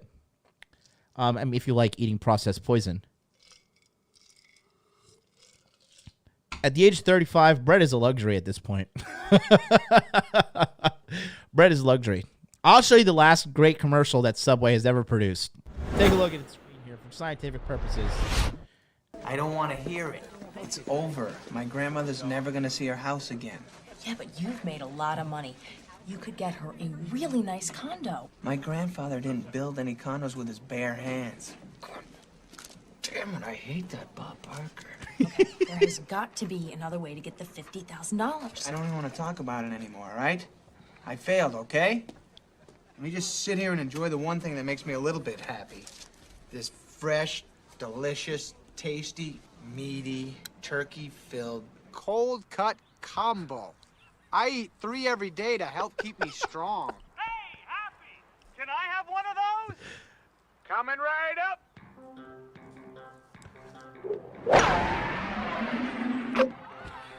Talk about a hole-in-one. Subway sandwiches will drive away your hunger. What do you think? I mean, look at how low the bar has been set. Look at how low the bar is that we have to look at an old school comedy film from the 90s and look at the most ridiculous commercial in there and be like, oh, this is actually better than like the commercials we have in 2021. We have like better technology, the smartest minds ever, better cameras, better marketing budgets, you name it. But yeah, Happy Gilmore provides a better fucking a commercial. Okay. So Megan Rapinoe, whatever the fuck her name is. Oh, I just got a blocked stream alert. We might go dark here, boys. Let's take a look at her reaction. This is the peak humor of it all, to be honest with you. The comment section really is ultra lit as well. Take a look here. Rapinoe said the United States women's national team must move on quickly after. Megan Rapinoe said the United States women's national team must move on quickly after a surprising 3-0 loss to Sweden in its Olympic Games opener on Wednesday. The USWNT saw a 44-match unbeaten record end in humbling style as the 44-0 unbeaten. You go woke, all of a sudden you lose to the fucking Swedes. Okay? Do the Swedes even have like a solid Olympic gold medal history like American women do? Think about that. Not only losing like a close game, getting smoked 3-0. The tournament favorite and world. Oh, but she took a knee, so it was worth it, right? World number 1 ranked side was undone by 2 Stina Blackstenius goals and 1 from Lena Hurtig. With 4 gold medals, the United States has more than any other nation and is. So the leading champion in United States women's soccer, in women's soccer, the United States has more gold medals than any nation. But, yeah, we lost to Sweden. Is vying to become the first team to win Olympic gold following a World Cup title. Cody Mouse in the house, he says, beaten by the most feminine-looking women. It's poetic justice, really. It really is, man. To do that, though, the team must move on quickly after the loss to Peter Gerhardsen's side. Speaking after the match, Rapinoe said, "We got our asses kicked, didn't we? I thought we were a little tight, a little nervous, just doing dumb stuff." Yeah, like endorsing the wage gap. There's no time to dwell and think about if Sweden is living in our heads or not. We've got another game in 3 days. Rapinoe, who came on in the 64th minute with the score 2-0, added, "Did we expect this result tonight? No. It's frustrating, and it's frustrating that it's Sweden. They found a lot of space on us. I don't even know how many goals we have given up this whole year. I don't remember the last time we gave up a goal. So to give up 3 is not great." Sweden, ranked number 5, has been the U.S. team's nemesis of sorts in recent years. The Swedes bounced the Americans from the 2016 Rio de Janeiro Games in the quarterfinals, their earliest U.S. Olympic exit ever, by making. Who Megan Rapinoe was also part of that team as well. So let's just get this bitch out of here. How about that? Because Megan Rapinoe has never won a gold medal with the United States teams ever. And this is her last Olympics ever. Thank God. Sayonara. And she fucking didn't help them win the gold. They're champion lesbian. They're lesbian Jesus, the one that was supposed to save them. Didn't fucking do it. Making a defensive stand. In April, Sweden played the United States to a 1-1 draw in Stockholm, which snapped a winning streak dating back to January 2019 when the Americans lost to France in the run-up to the World Cup. It was the U.S. team's only draw this year. U.S. coach Vlatko Andonovski said, "It's obvious we put ourselves in a big hole, but we're the only ones who can get ourselves out of it. It's not going to be easy. We've got to get positive results in the next 2 games, but the fact there is still a chance means I know this team is not going to give up." Sweden leads Group G heading into Saturday's game against Australia in Saitama, while the United States faces New Saitama. It's Saitama. Zealand. The top 2 teams in the group advance to the knockout round. "We have very brave players and very good leaders," Gerhardsson said. "Brave attitude to win the ball in transition so well. Yeah, I'm satisfied." In 2008, the United States also lost its first match, 2-0 to Norway, but went on to win the gold medal. "I think ultimately as an athlete you go through ups and downs, and this is a hard result, but it's the nature of a tough tournament," U.S. forward Kristen Press said. "It wasn't going to be easy. We weren't going to breeze through 6 games no matter what. So here we are."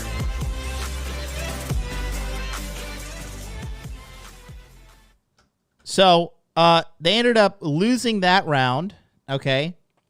And then they ended up losing to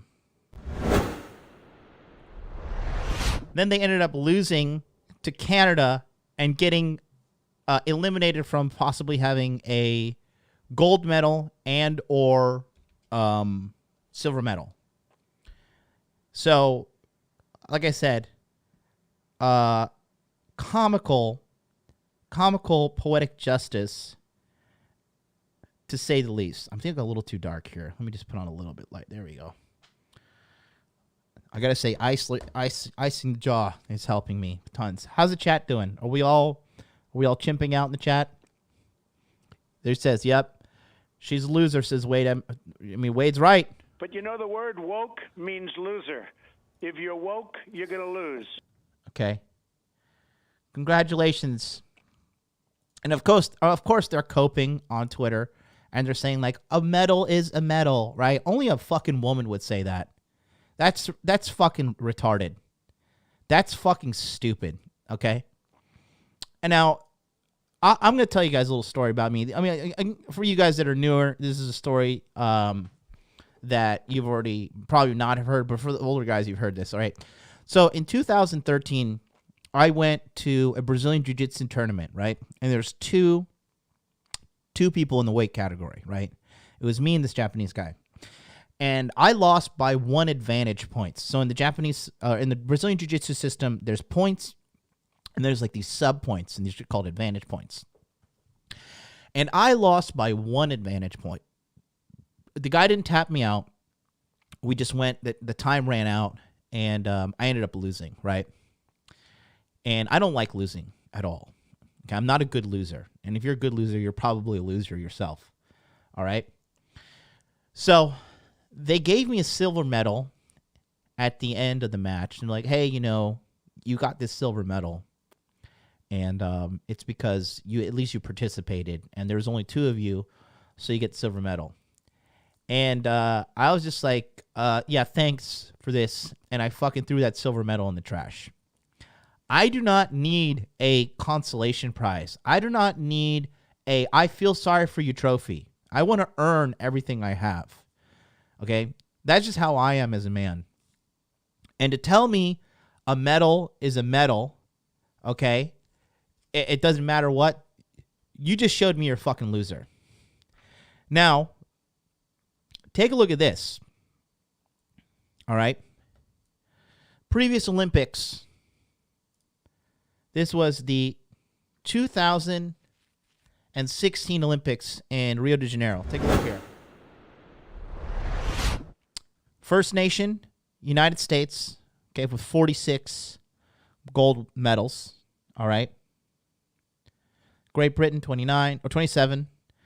China, 26. Russia, 19. Okay. And see what the total medal count was. Total medal count. America with 121, Great Britain with 67, China with 70, okay? China number 2, 121 to 70.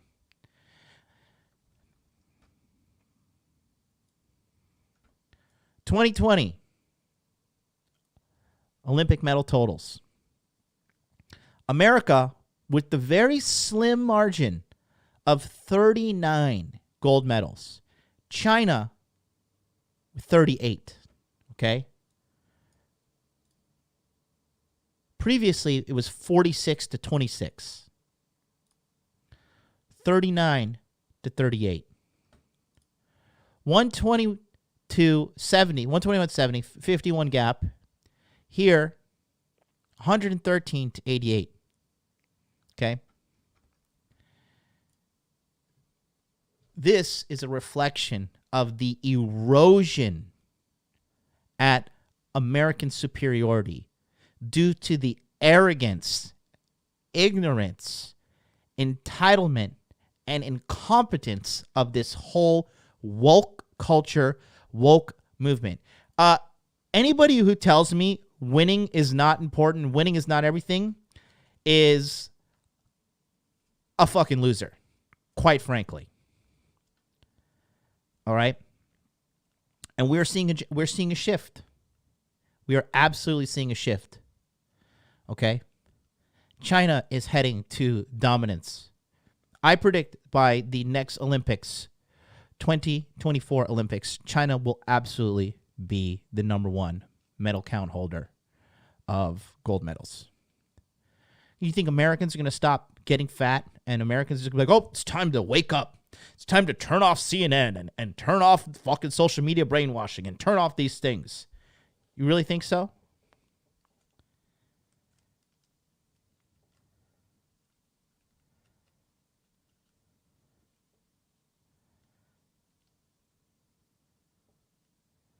Think about that.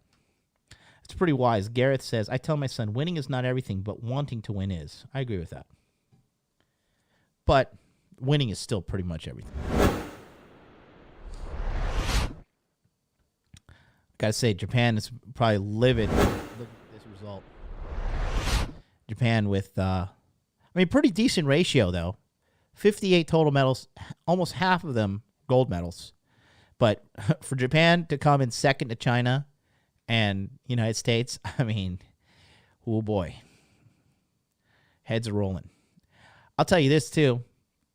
Talking about the whole Rona thing, I guarantee you China is so happy that they could fuck over America and Tokyo, Japan, at the same time by having the Olympics canceled. Oh, man, the Japanese just roll over these days. Sad. Sad to say the least.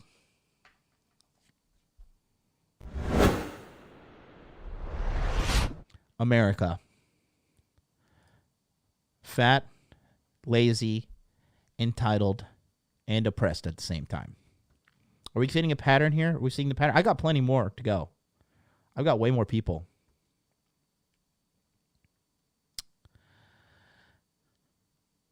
Let's talk about something you won't see on the mainstream media, right? Because it's a man talking about it. Just take a look here. It's funny because as soon as a white person stands up against this in America, it's like, this guy's racist. But what do? What do you do when a man from another country Thank you, Lawrence. stands up? Loudoun County, Virginia has emerged as the epicenter for parents battling against woke agendas in schools. At another contentious meeting earlier this week, our next guest delivered a powerful message to the school board.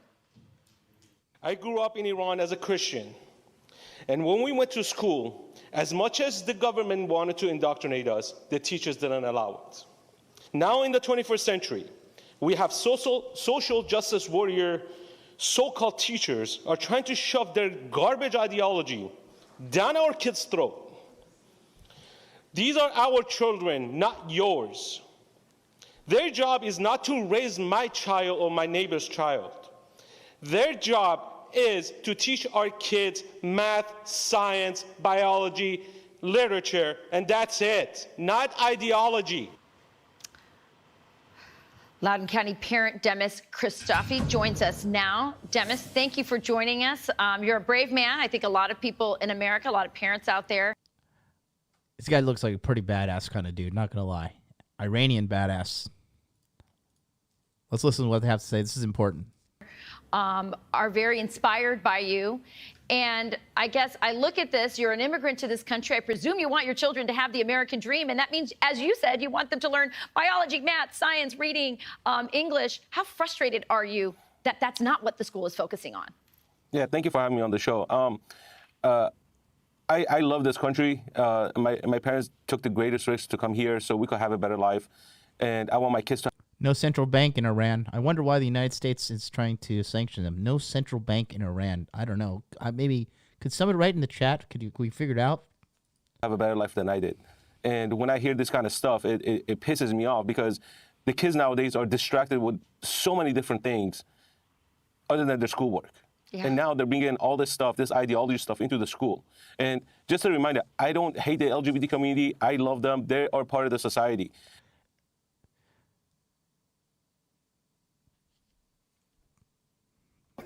What you just said is one of the most insanely idiotic things I have ever heard.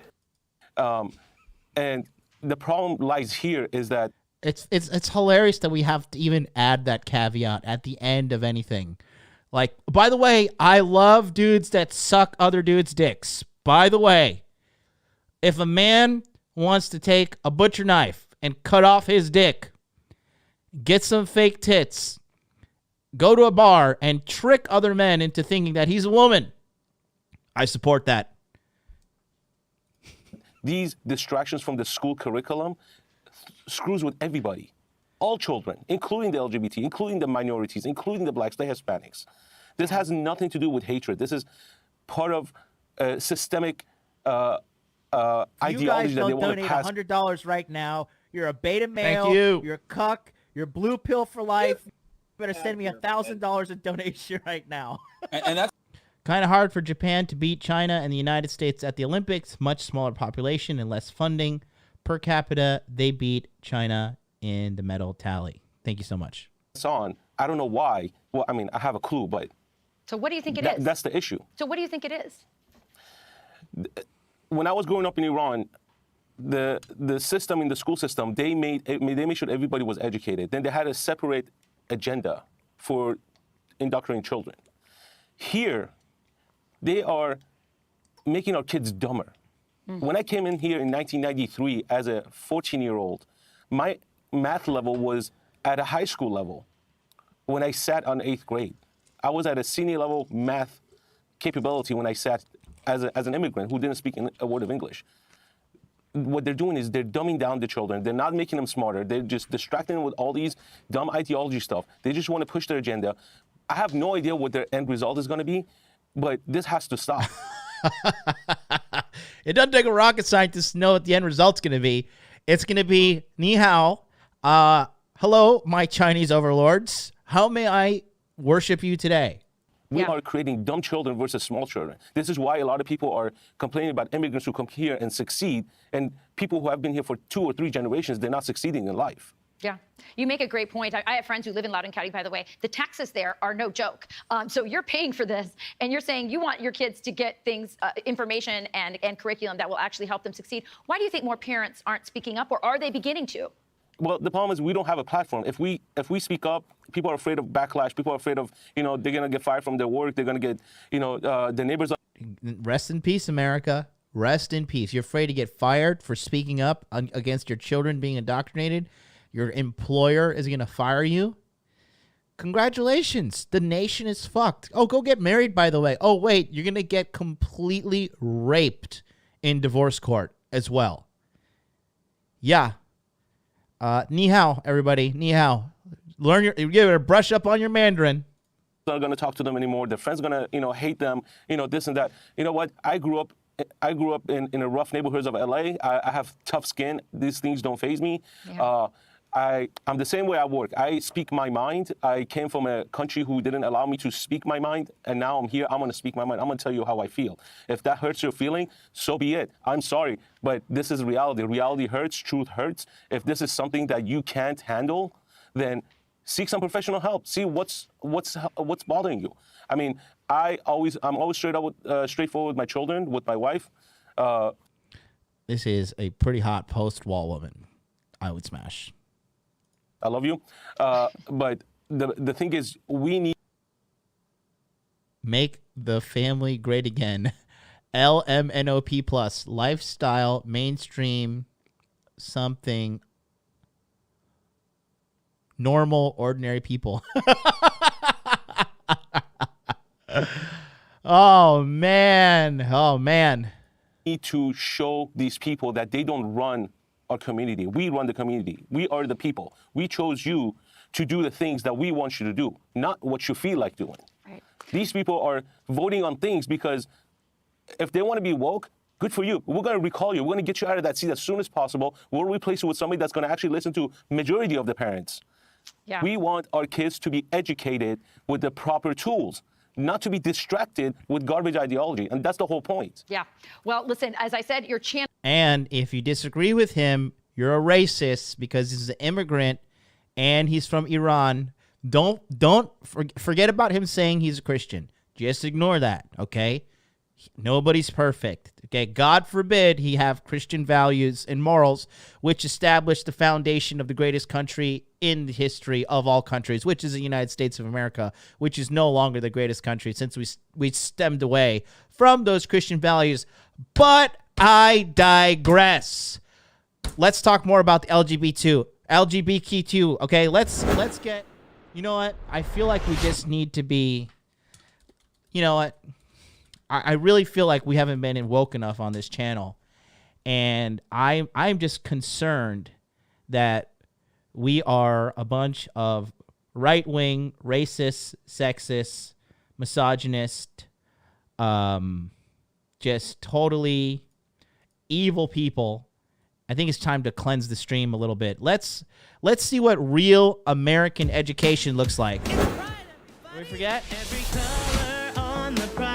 Oh yeah. Is a symbol in the sky. Pride. And I'm proud to be me every time that I see that pride flag waving high. Red means life because living is a gift. Orange means healing and we have to persist in working to heal the world and healing ourselves.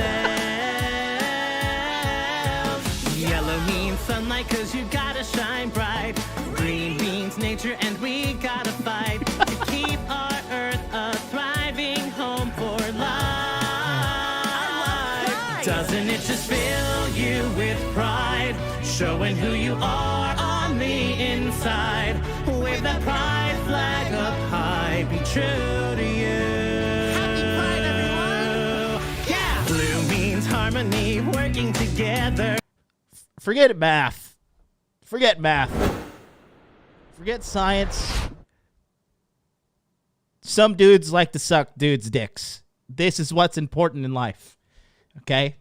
Is that a man? How dare you assume his gender? Okay?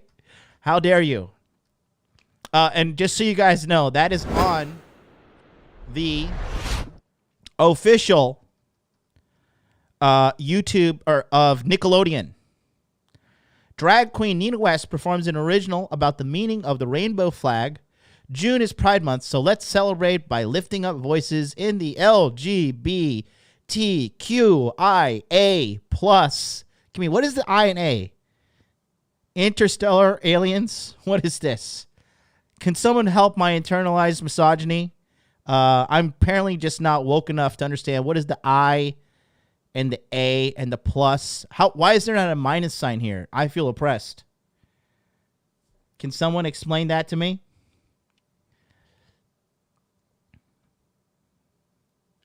And you can't assume this gender of this thing, whatever it is. Because if you do that, you are a racist. So, you have accepted the truth. Welcome to the Hot Dude Army. You don't know the power of the dark side. All right. I identify as an attack helicopter. I identify as an AC-130 gunship. Okay? And I am here to tell you to fill me up with gas. We're going to keep going. I have got to reload my drink and go to the bathroom. It's 1 hour, 44 minutes. Talk amongst yourselves. And take a look at this, because after this stream, I'm really going to need you to follow the instructions on this commercial break. Thanks for watching today's episode of Interview with a Man. We're going to get right back to the show, but real quick, I wanted to take a second to remind you to please like, comment, subscribe, and turn on all notifications. Here's why. YouTube, this is how their algorithm works. If you don't like, if you don't comment, you don't subscribe, and you don't turn on notifications, what this tells YouTube is that this video right here is completely worthless. And we know that my content saves men's lives. So please don't forget, take a moment right now, hit the like, leave a comment, subscribe, and turn on all notifications. It's very simple to do. It's 100% for free. One more thing, watch time is going to be extremely important in the year 2021. So if you're watching this video, please be sure to watch it from the beginning all the way to the end. That is how YouTube knows that this video is valuable. In addition to that, you could do this in the gym, leave it playing on in the background while you work out, while you're cleaning your house, whatever you do. Just please make sure to watch the video from the beginning all the way to the end, okay? In addition to that, don't forget, please like, comment, subscribe, and turn on all notifications. Thanks so much, and let's get back to the show.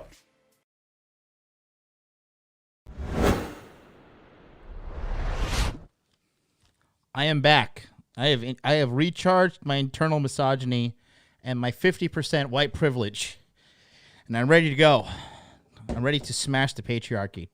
Just so as long as you smash the like button. F in the chat for Tate. Tate is in Afghanistan right now. Hey, Roger, don't write that in the chat. I'm going to time you out for that. Don't write that in the chat.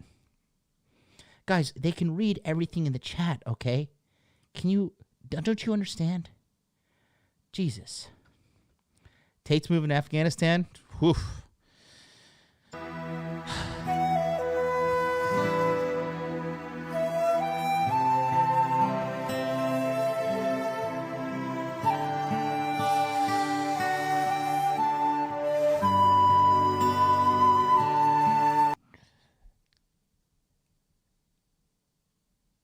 I just hope that's not real. I just hope that's not real. Check his Instagram. No thanks. I've got better things to do.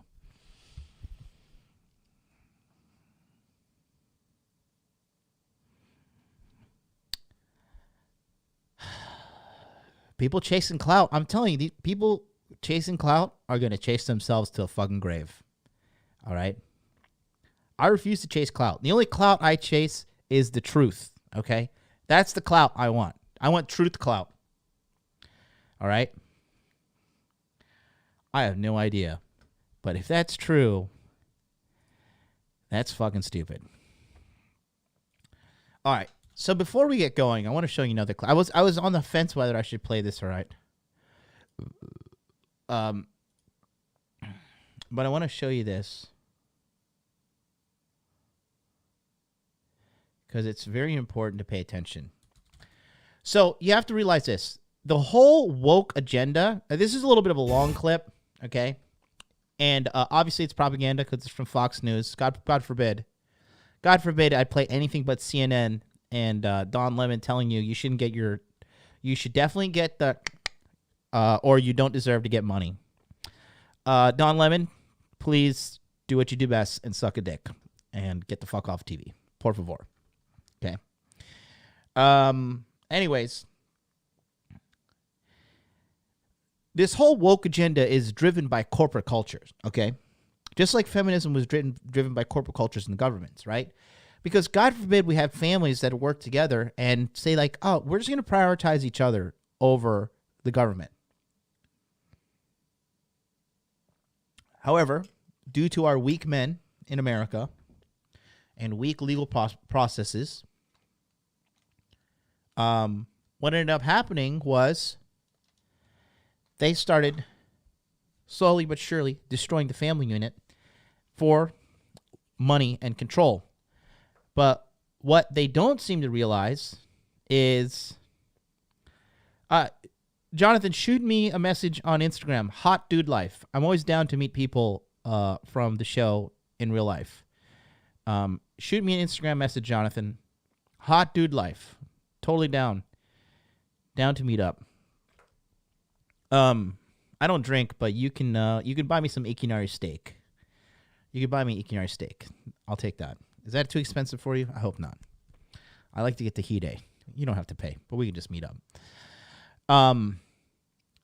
But the whole woke agenda, you have to realize, is fueled by corporations, okay? And the ones dumb enough to fall for it are women and weak men. And unfortunately, they outnumber the strong men. Okay? Hot Dude Con 2022 Afghanistan. You guys go. I'm gonna stay here. I don't have anything to prove to people on the internet.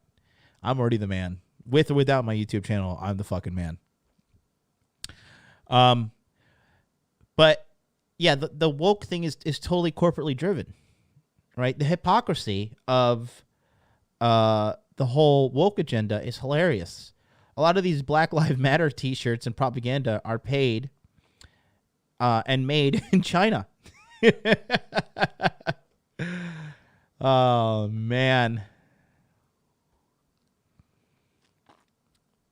Take a look at this guy talking about Coca-Cola, another woke company. At 18 past the hour now, there is new fallout for an iconic American brand, Coca-Cola, going all woke in its messaging to Americans, especially concerning Georgia's voting laws. Now there's a new nonprofit calling the company out for hypocrisy. Watch here. At Coke, we say we're woke. China is our labor supplier that drives our stock price even higher. So it goes on from there. The group is called Consumer Research, launching that campaign, pointing out that Coke has been silent on human rights abuses in China, even as it takes a far-left stance here at home. Vivek Ramaswamy is an entrepreneur and author of the forthcoming book, Woke Inc. It'll be out second week in August. And Vivek, welcome back here. I mean, listen, your entire book is about this concept. What do you make of the pushback now? Well, look, I think Coca-Cola, Bill, is among those companies that has mastered the art of blowing woke smoke, that is using progressive values to cover up their actual business practices. It's a lot easier for them to talk about voting laws in Georgia than it is to reduce their own reliance on slave labor in China. It's a lot easier.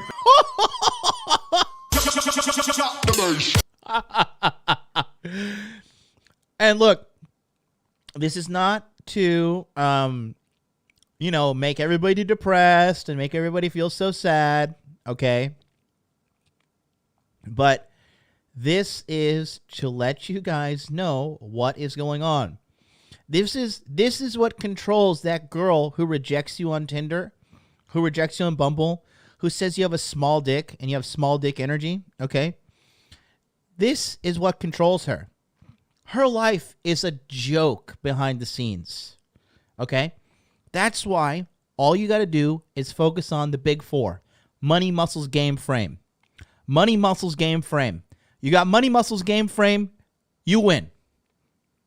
Start now. Let's just say you're 32. Let's just say you're a little bit of an older guy watching.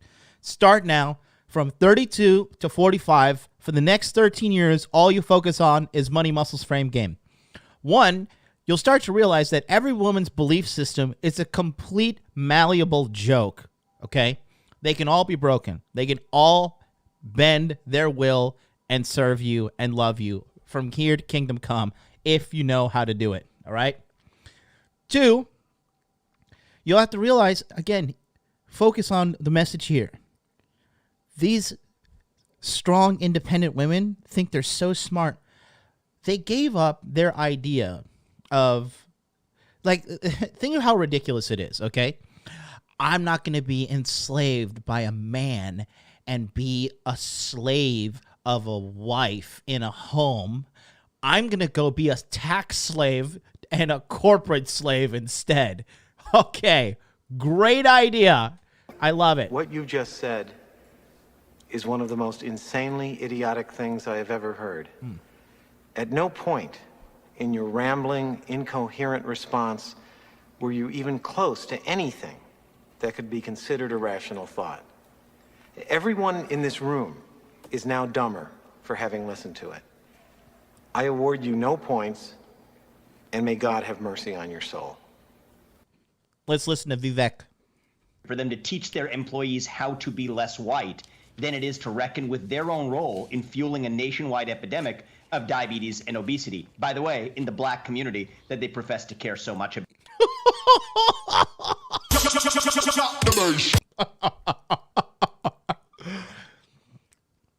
This guy came out swinging. Listen, I'm going to replay that. Listen. Okay. China is our labor supplier that drives our stock price even higher. So it goes on from there. The group is called Consumer Research, launching that campaign, pointing out that Coke has been silent on human rights abuses in China, even as it takes a far-left stance here at home.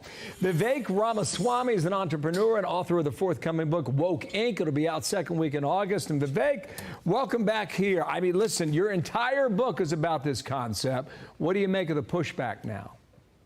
Well, look, I think Coca-Cola, Bill, is among those companies that has mastered the art of blowing woke smoke, that is using progressive values to cover up their actual business practices.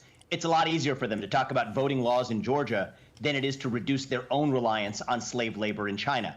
It's a lot easier for them to teach their employees how to be less white than it is to reckon with their own role in fueling a nationwide epidemic of diabetes and obesity. By the way, in the black community that they profess to care so much about. And so when these CEOs wade into politics, Bill, they try to have it both ways. They want to force their values down our throats, but without democratic accountability. That's why I like what Consumer Research is doing, is they say you don't get to have it both ways. If you're going to wade into politics, then we're going to hold you politically accountable and not allow you to avoid debate on these contentious social issues. Well, so I'm glad to see what they're doing. You know, I've seen your book. I've read it. We've had a long conversation about it. Your premise is this: pretend to care about something other than profit or power precisely to gain more of each. Does that fit in here?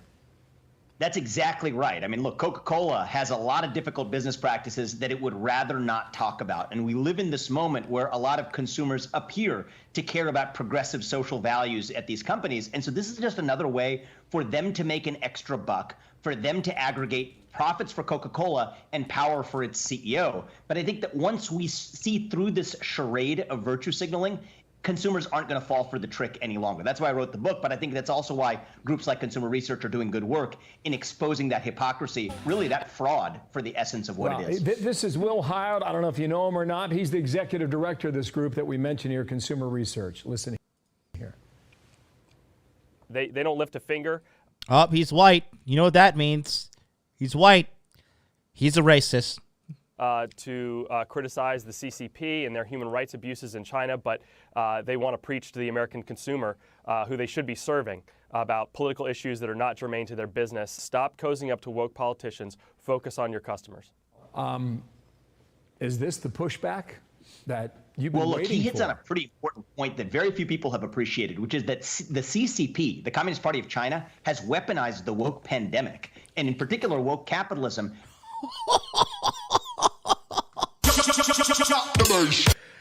Let's just sweep the 180,000 bots that were on Twitter talking about the pandemic, encouraging lockdowns, encouraging all of these different corona economically driven motives. Lockdowns, right? Let's just forget about that. Let's also forget that these Chinese-controlled 180,000 accounts on Twitter, let's just completely disregard that the day that George Floyd was killed, all 180,000 of these Twitter accounts started tweeting about racial injustice in the United States, racism, and targeting President Donald J. Trump as a racist. Forget that. It is just a coincidence. And if you think otherwise, you are a racist, you are a sexist, and you are definitely a homophobe, okay? How dare you? Let's just completely sweep that under the rug. That's what Twitter did when they deleted all the accounts and didn't say anything about it, didn't release a press conference, nothing. So you too should ignore these facts. China has already won, gentlemen. To advance their own geopolitical goals. Because what they do, Bill, is they roll out the red carpet for any company that criticizes the United States, but they build a great Chinese wall that prevents you from coming in if you criticize the CCP. So it's now no surprise that every time they're pressed on their human rights abuses in the Xinjiang province with the Uyghur human rights crisis, the first thing that Xi Jinping now says is that Black Lives Matter shows that the United States is no better. And the way they're able to get away with it is the two-faced corporations that criticize the United States for injustice, but don't say a peep in China. So this actually has geopolitical consequences that go beyond the consumer-based hypocrisy that we see here. How about BLM embracing the communist government in Cuba? They're blaming it all in the United States. Vivek, who's next? Who would be the next target? Well, who would be the next target in terms of which companies are going to go? Is it MLB? Is it Delta? Is it Nike? I mean, look, I think we're seeing it in the NFL. You were just talking about it in the earlier segment. And I think that the private sector used to be one of those places that brought us together because we live in a divided polity, right? We're politically divided. That depends on certain spaces that can still bring us back together. Major League Baseball stadiums, NFL stadiums. And as each of these institutions and each of these companies go woke, we now lose the ability to come together in those apolitical spaces that used to bring us together as one people. And I think that's the real loss, Bill. And he said the NFL. Let me ask you, I got one question for you guys. You have accepted the truth. Shaska Oslot, you son of a bitch. You were not even subscribed, and I talked to you in the chat like we were friends. You traitor. Guys, if you want to participate in the chat, it is now on subscriber-only mode. So you have to be subscribed for at least 10 minutes in order to write me in the chat and be recognized by my greatness. So hit that subscribe button, and I, too, shall acknowledge you. He's talking about the NFL. I got a question for you guys. Are you ready for some football? You bet your ass I am. I'm ready for some football. This NFL commercial has got me hyped. This is what football is all about.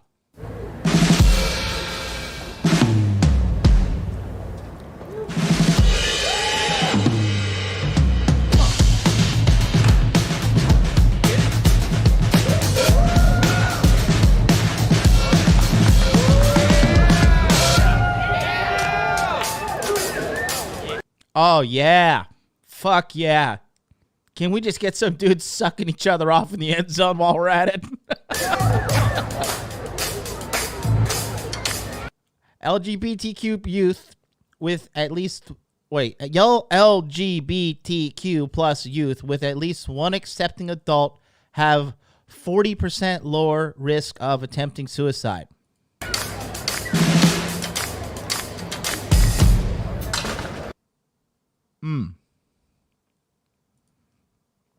Football is gay. Who's ready? But you know the word woke means loser. If you're woke, you're going to lose. So, I'll show you where I got that clip from. Woke, you're going to... All right. Take a look here. This is a good quote. This is one of Donald Trump's most recent interviews on Fox News. Shocker. 2.2 million views on this one. 84,000 up likes. 84,001 now. Trump, stay tuned. Welcome back to Unfiltered, and we're back with former President Donald Trump.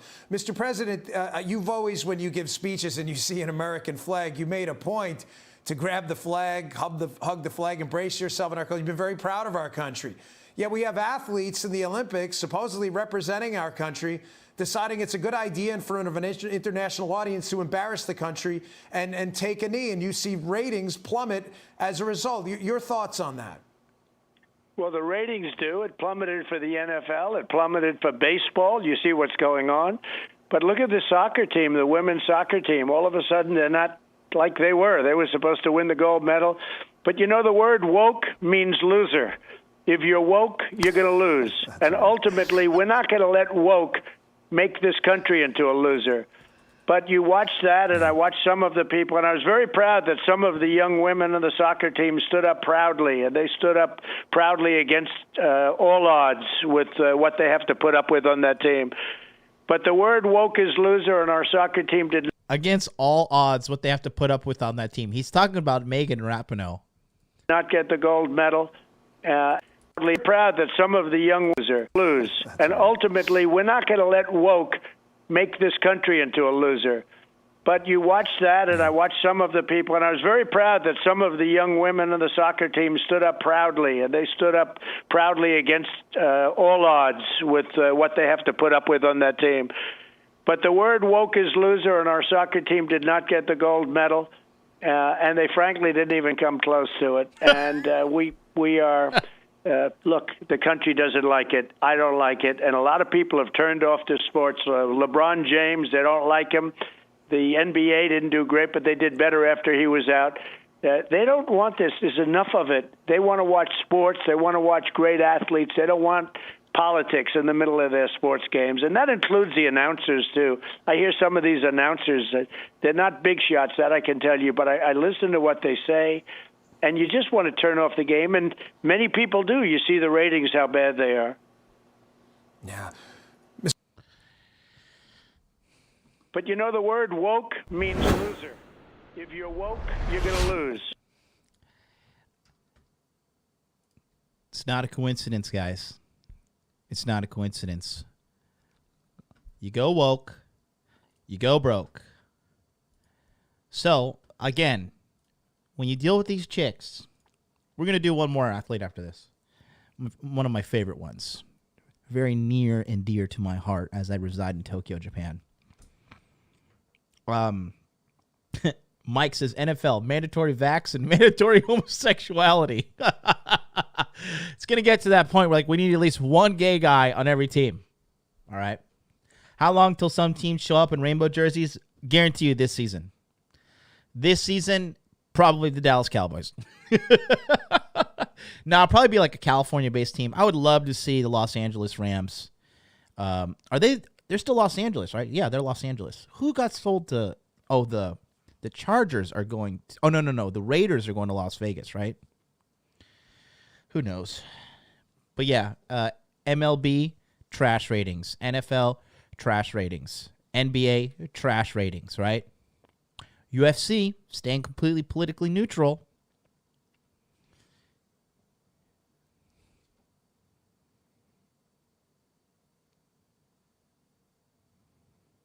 Maybe they're onto something.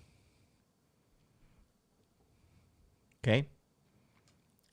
Did you see the fan fight at the Rams game? No, link me. You can link me in the chat, Fukmop. Yeah, man.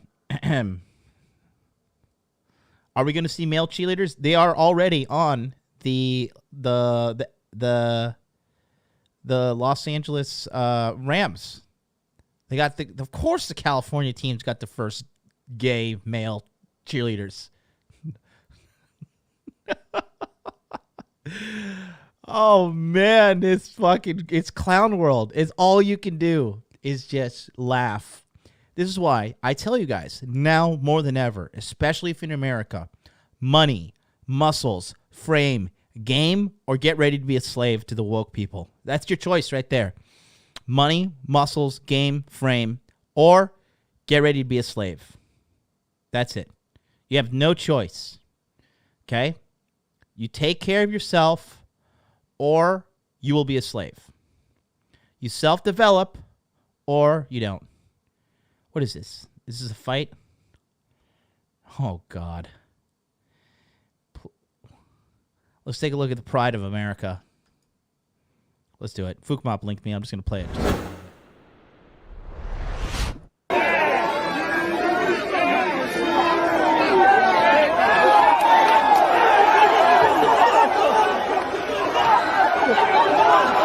Oh, shit.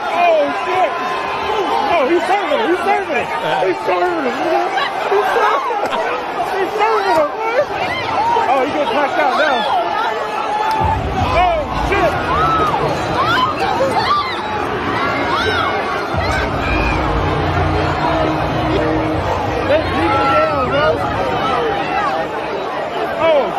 It's going down. We got the fat lady security guard here. She's got it all under control.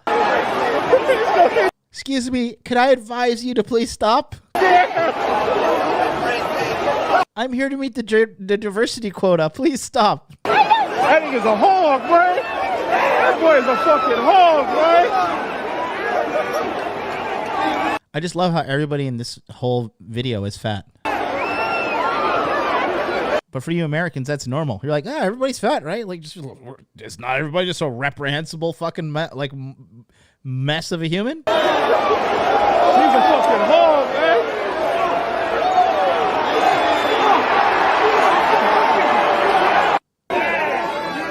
Literally everybody in this video is fat.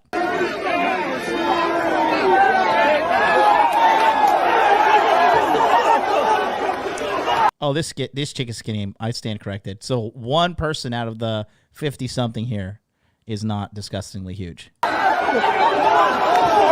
shit. Oh, shit. Oh, he's serving him. He's serving him. He's serving him, man. He's serving him, man. Oh, he gets knocked out now. Look at this fat bitch hitting this guy as well, trying to get her piece of the pie. Oh, shit.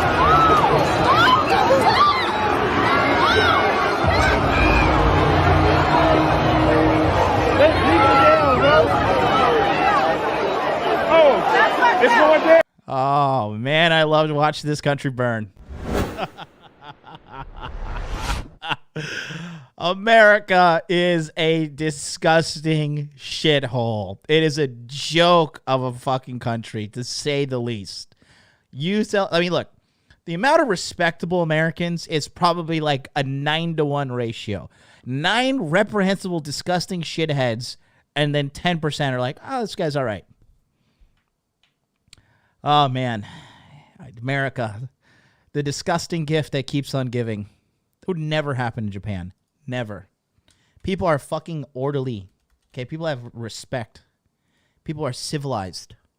I love living here, dude. Such a fucking civilized, organized country. My nose is so dry at the corners. You know why? Because my tooth has been hurting. I've not been putting on my fancy Estee Lauder moisturizer. In the corner of my nose is so dry. We're going to keep going on the woke, and then we're going to talk about Naomi Osaka. Naomi Osaka is going to be funny. Take a look here.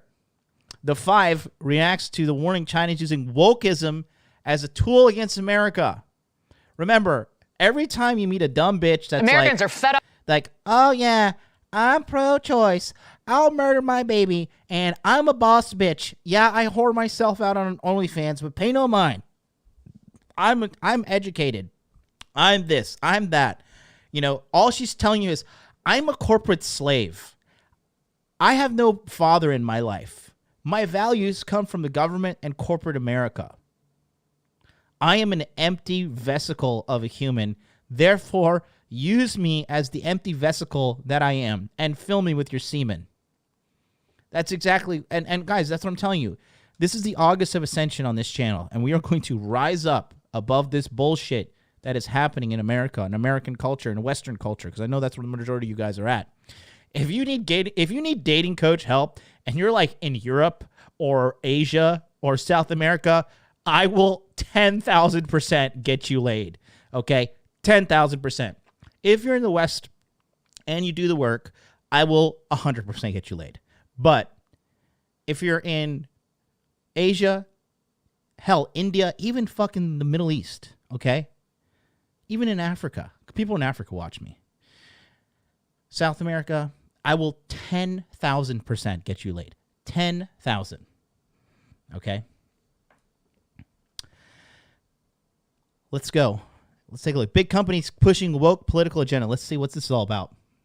Up with corporations pushing woke politics, from Coca-Cola to Major League Baseball, it seems like liberal ideology is creeping in everywhere. Just this week, American Express got called out for telling employees capitalism is racist. Entrepreneur American Express telling their employees capitalism is racist. Fucking irony. Vivek Ramaswamy is exposing how these giant companies mix politics with business and use it to influence our lives. He has a new book coming out called Woke Incorporated and a special airing this Sunday on Fox News at 10 p.m. Eastern, and it will also be available on Fox Nation that day. Here's a preview. I think there's now, as I said before, a Chinese word for wokeness, baizhuo. It's baizhao, but he's talking about the word baizhao, right? And baizhao in China is the slang they use to make fun of woke people in America. It means white and left. Baizhao, white left. It means white person who's left-leaning. You know what they called Donald Trump in China? They called him Donald the Strong. That was his nickname in China. Donald the Strong. Baizhao. One of my friends back home in Orlando is like a typical normie feminist slave to his mommy, feminist mommy, telling him what to do, tells him who to vote for. And he got the Moderna, ding dong in his shoulder. And now Moderna's like, you need a third booster. Guess who's running down the fucking street to get that? Pay no mind that he's 5'10" and 260 pounds. That doesn't matter. That's completely out of the question.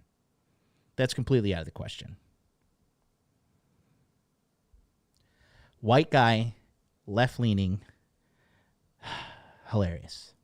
Understand this game far more deeply than any of us do. And I think that they are now using wokeism as a geopolitical tool to advance their own agenda. There's nothing like the threat if we get it wrong here at home. If we aren't focused on the things that matter, the value sets that our founders left to us, that understanding of our republic, then the Chinese Communist Party will have the space. Vivek, thanks so much for being here. How bad does it have to get before corporations stop doing this? Well, in fact, it's how bad it's gotten is actually feeding even worse behavior going forward, because that's what I was talking about right there. They're effectively doing what allows them to make the most money at the expense of American interests. They will go to China. They won't say a peep about injustice in China, but they will constantly criticize alleged social injustice here at home, which has geopolitical consequences that weaken us compared to China. And that's just the first part of it. The real threat that I talk about in the special is this is a threat to American democracy, where each of us should have a say in what constitutes our moral values rather than a small group of CEOs and investors. Right. Vivek, you were on my show, I don't know, a couple of weeks ago, and we were talking about how this is kind of a misdirection, that the corporations go woke so you won't actually pay attention to the outrageous profits they make, the high interest rates, and their slogans like membership has its privileges. As they lecture their employees on privilege, they are charging outrageous high interest rates. That's what they're trying to do is to the dumb activists, hey, look over here while we can still do this. So I thought I had an idea. What if we asked American Express to put their money where their mouth is and cancel credit card debt? $800 billion, right? If you really believe in social justice and equity, why don't you do the right thing and can't? It's like I think it's 5 million Americans or have it's an average of $5,000 of debt. Why don't they do that?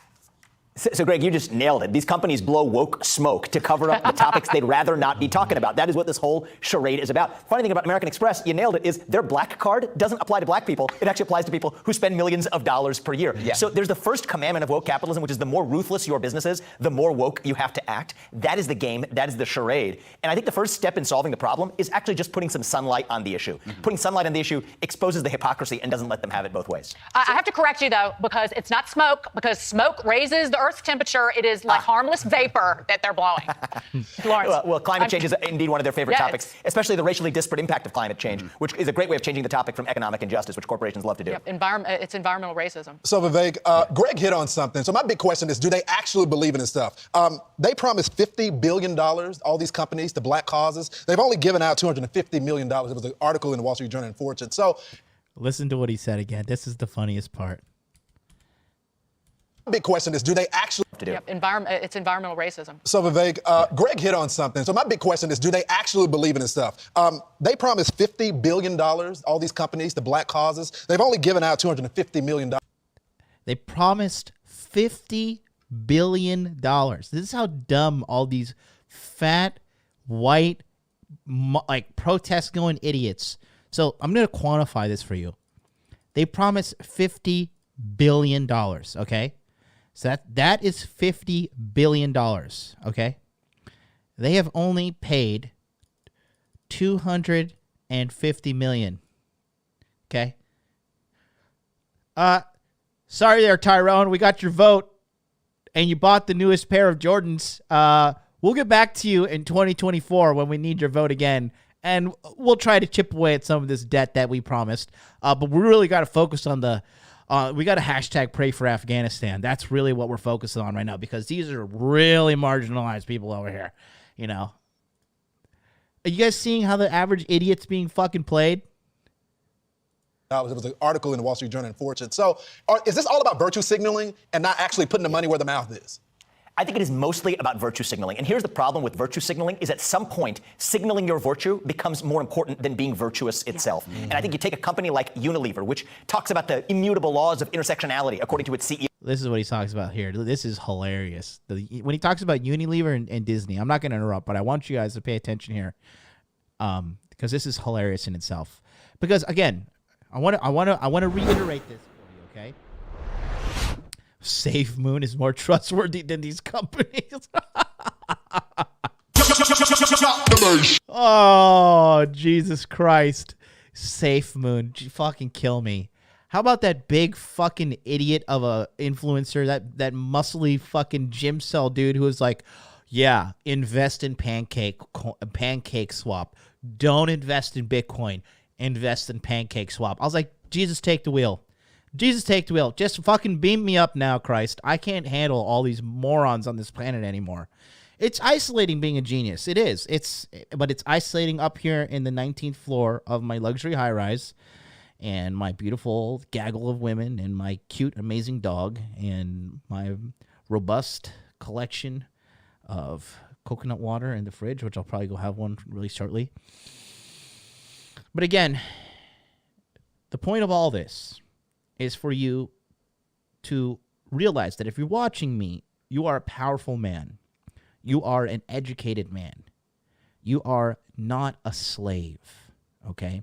And it's funny. I noticed the drop in the viewership when I started playing these Fox News clips from about 300 live viewers down to like 265-ish.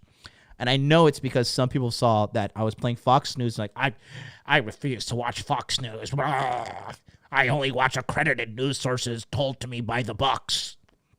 Morons. If this shit was on CNN, I'd play it. But CNN's too busy telling you to get the fucking poison vaccine and that if you don't get it, you're a racist, sexist, Trump-voting, misogynist, and you're going to die, basically, if you don't get it. But I can't say anything else because YouTube already gave me a community guideline strikes for speaking about the...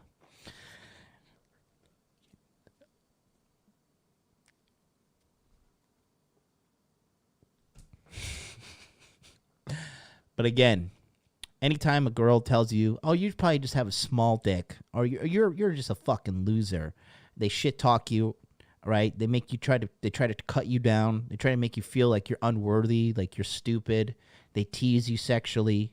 Whatever they do, remember, 99% chance that you're dealing with a fucking corporate zombie slave. Okay? Corporate zombie slave. And her own demise is absolutely coming.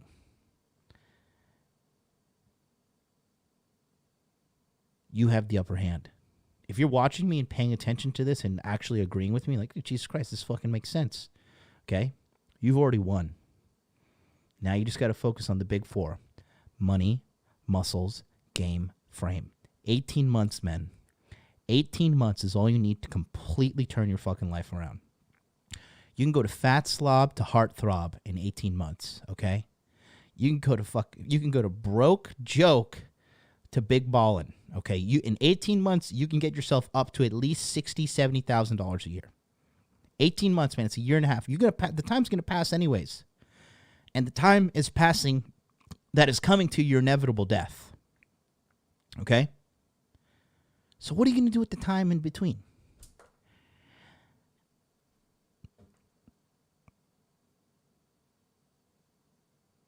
And there's no better feeling than being the boss. You pay the cost, you're going to be the boss. It's that simple.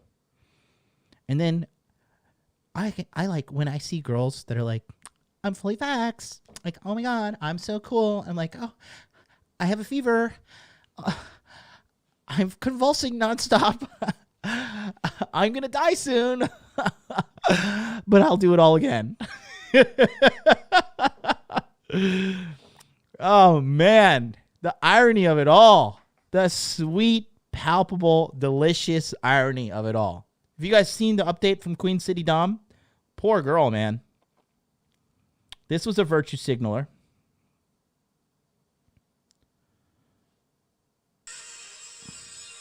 Oh, did they delete it? Maybe they... Oh, God. Here we go. I'll play it. This is one of those chicks who virtue signaled. I feel awful for this chick, okay? My heart is literally, if I could like give this chick a hug and be like, if prayer worked, I would hug her and pray for her. Okay. What do I know? I'm just a domestic terrorist according to the Department of Homeland Security. Terrorizing these hoes. Take a look. Take a look. This is poor sweetheart. Hey there. I know some of you might recognize me from my initial post on Instagram.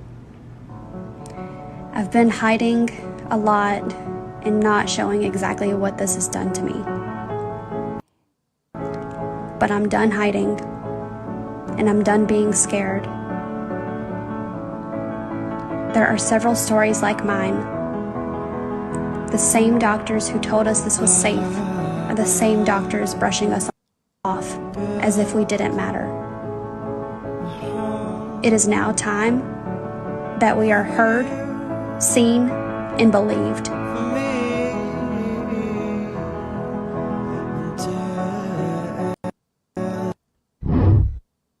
Off. But I'm done hiding, and I'm done being scared. There are several stories like mine. The same doctors who told us this was safe are the same doctors brushing us off as if we didn't matter.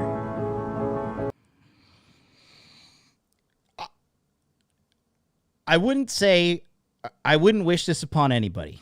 There is one disgusting smashed can of assholes in Brazil that I would definitely wish this upon, and a dirty, filthy tomato farmer in New York that I would wish this upon. Everyone else pretty much would not wish this upon them. It's just when you outsource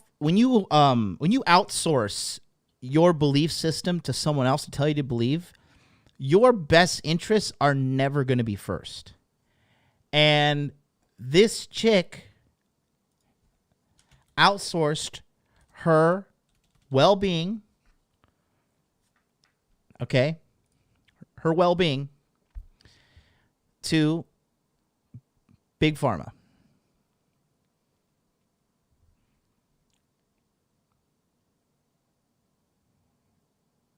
First Care says, what's her story? She took one of these, and now she's like this.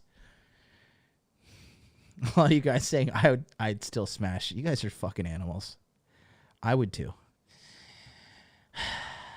Let's go back to our boy Vivek. Than being virtuous itself. And I think you take a company like Unilever, which talks about the immutable laws of intersectionality, according to its CEO, Alan Jobe, yet does not pay its Kenyan tea pickers who are ultimately raped, in some cases killed and maimed by their own colleagues who are now seeking justice. We got a dipshit in the chat. Tay Motivates says, yeah, she is a 1 out of 5,000 case. Yeah, I would rather take a 0 out of 5,000 chance, you stupid inbred fuckface. Are you kidding me? She's a 1 out of 5. Does that justify it? Oh, well, you know, she's a 1 out of 5,000 case. So her fucking shaking like Michael J. Fox is okay. Just permanently ban that guy. I refuse to have morons like that to be part of this community. Tay Motivates. Go watch some other shitbag channel. Go watch Coach Greg Adams or one of these, the Joker, one of these fucking morons. Go do that. You're a moron. You're fucking dumb. People like you are exactly what these corporate people want. They want stupid slaves. They're like, well, you know, according to the CDC and the WHO, right, the World Health Organization, which is completely funded by China and controlled by China, you know, pay no mind to that. They told me. Hey, Tay Motivates, you fucking genius. Why didn't you tell me what's the statistical chance of her shaking like that if she didn't take it? Could you crank those numbers up? Could you calculate that?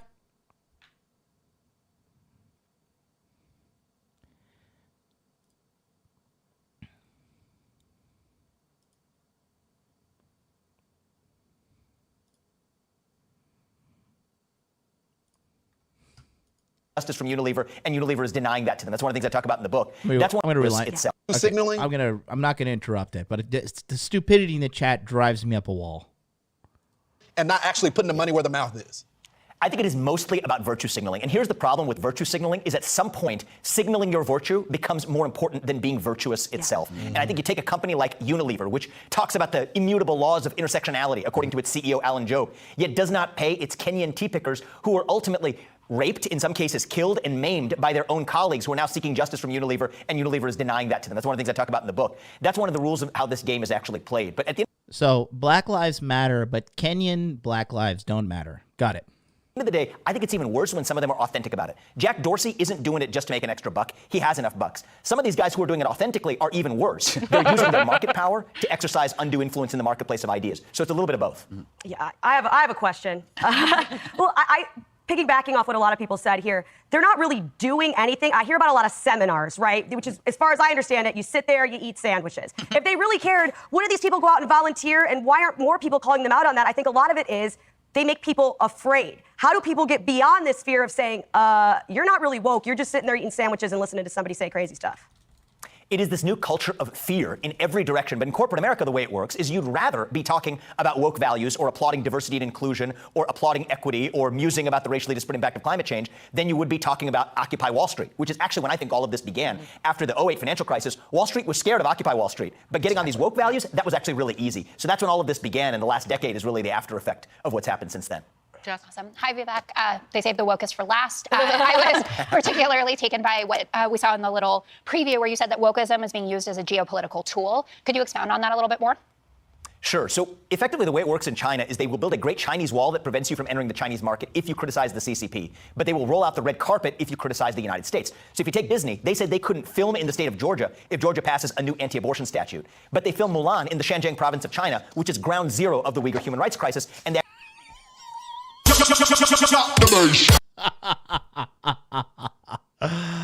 Oh, man.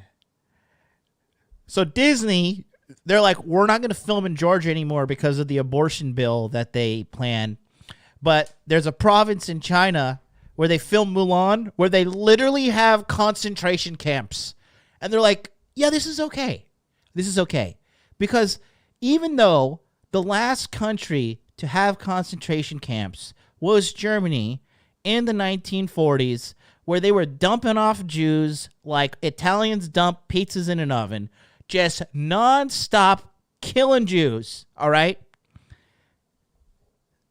China doing the same thing, it's okay, because we need to film a Disney princess. We need the Chinese money. Yeah, China, they have slaves. They have concentration camps. It's okay. Black lives matter. Okay? The wage gap. Pride Month. We support homosexuals. We are Disney.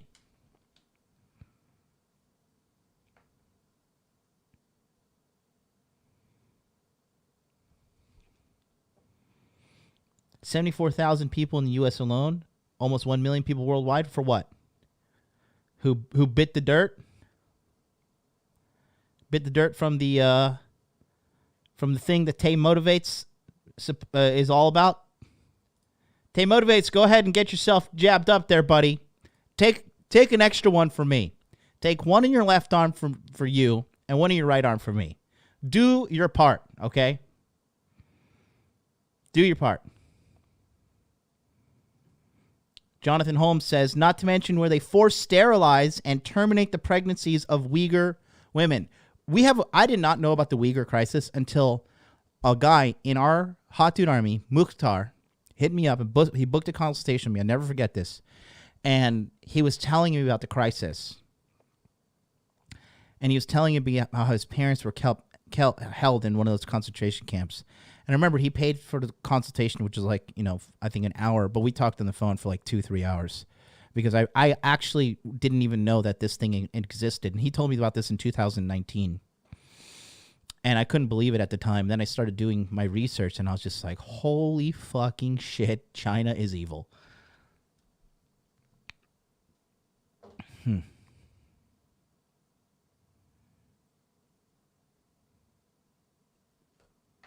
Unbelievable.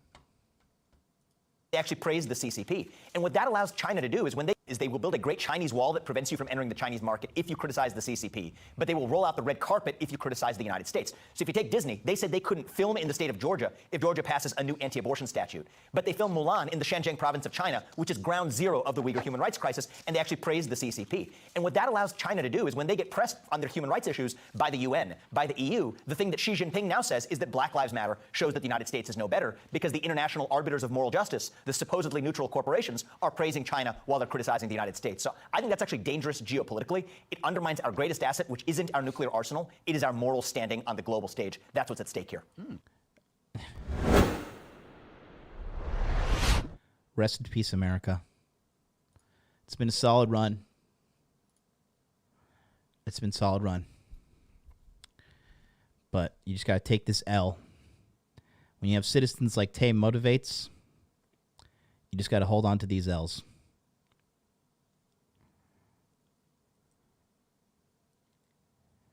Hilarious. Hilarious. Jesus is real. Sit tight. I got to go to the ice pack. Thanks for watching today's episode of Interview with a Man.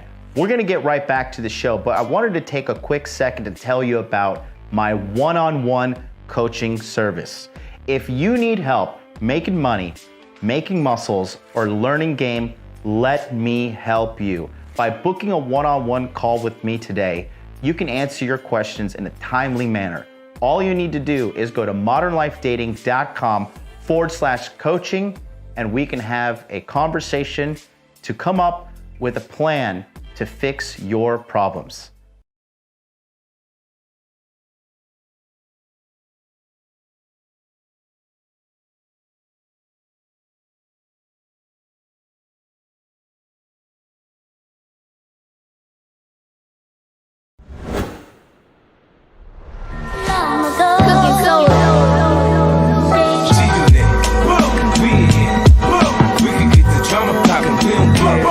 It's going down, cause I'm around 50 Cent, you know how I get down.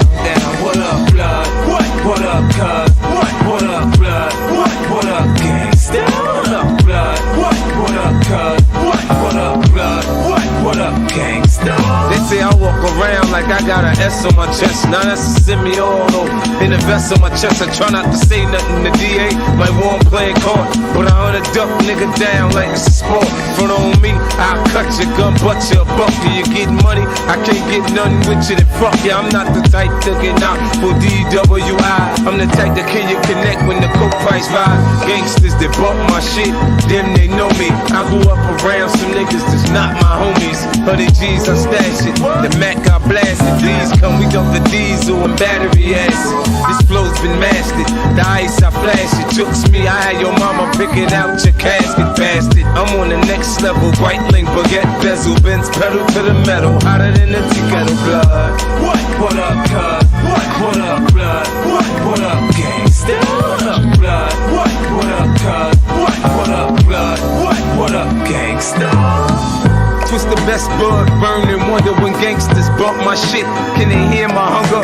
When the fifth kick, duck quick, it sound like thunder. In December, I make your block feel like summer. The rap critics say I can rhyme. The fiends say my dope is a 9. Every chick I fuck with is a dime. I'm like Patty LaBelle, homie, I'm on my own way. I I lay my hats my own. I'm a rolling stone. Cross my path, I crush it. Thinking I won't touch her. I had your ass who's in a wheelchair. Can't no crutches. Industry hoes fuck us. In the hood, they love us. Stuff a bone out your ass with some brand new chuckers. What up?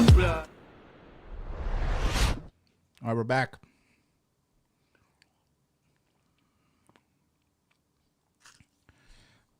Let's do this. Let's talk about my recent most favorite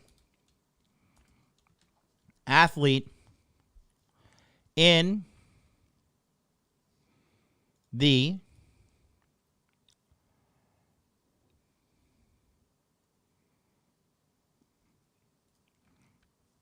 woke agenda. It is the failed pride of Japan and America, Naomi Osaka. Now, for those of you who don't, Naomi Osaka, oh my God, so beautiful and sexy,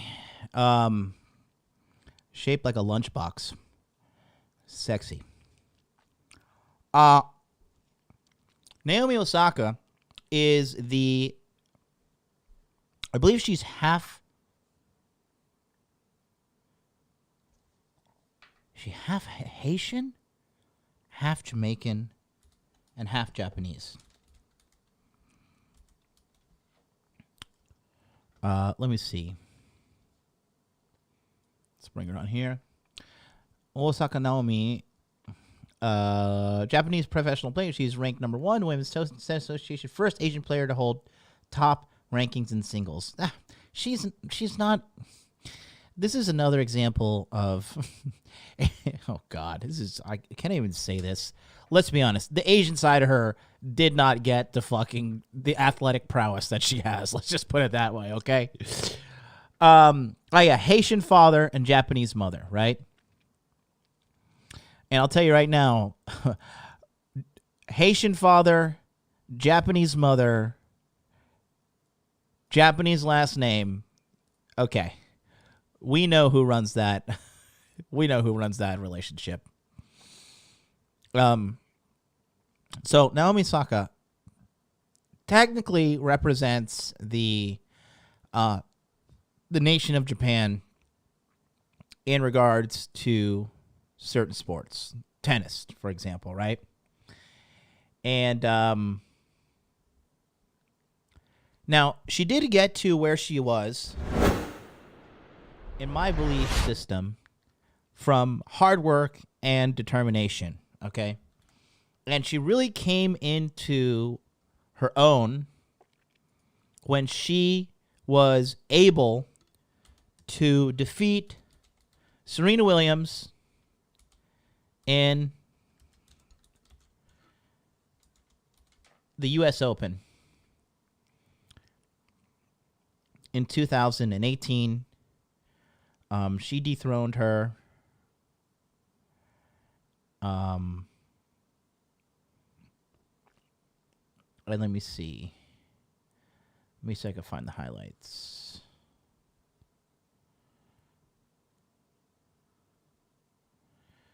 This is just so long. I lost the fucking highlight clip I had.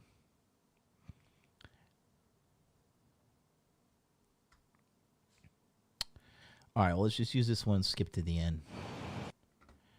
All right, so this is how she came into popularity here. Is anybody still watching the Plebcast? Can somebody smash the like button? We're at 299 likes, and I'd like to get up to 300. So Serena Williams is one of the most dedicated, most decorated female athletes of all time. And I actually like her. I think she's a very hardworking, determined woman. And she never got on board with that woke agenda. She's actually a very feminine woman as well. Okay? Bucky says Serena is real handsome in the face. Oh, Jesus.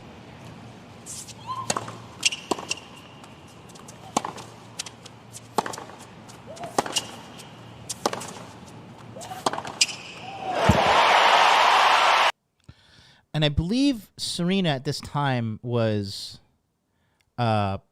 relatively old. Naomi Osaka at the time was 21 years old. About 21. And Serena at this time was about 37, 36. So it was time for the torch to be passed regardless. 15-13. Skip to the end here.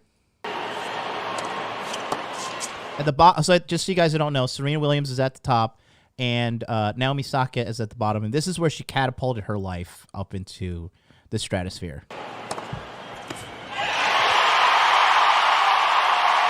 15-love.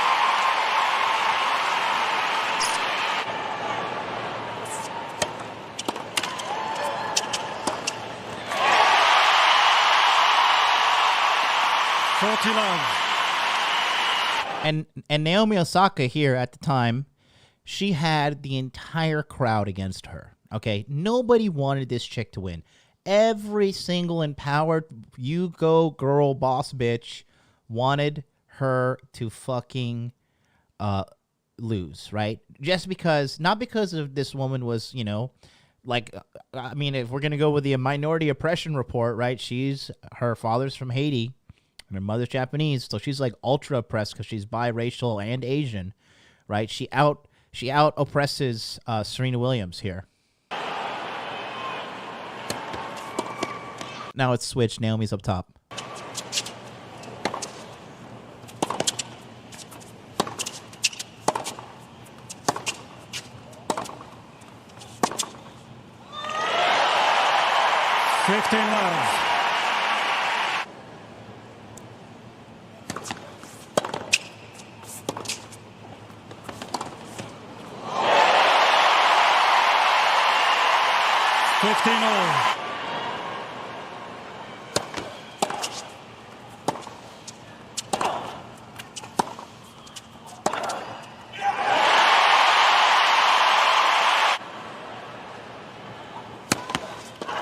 Oh, fuck, I just got the copyright strike video. Hold on.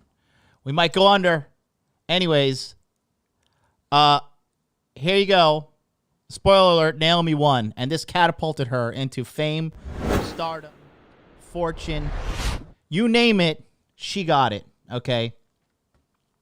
Let me see.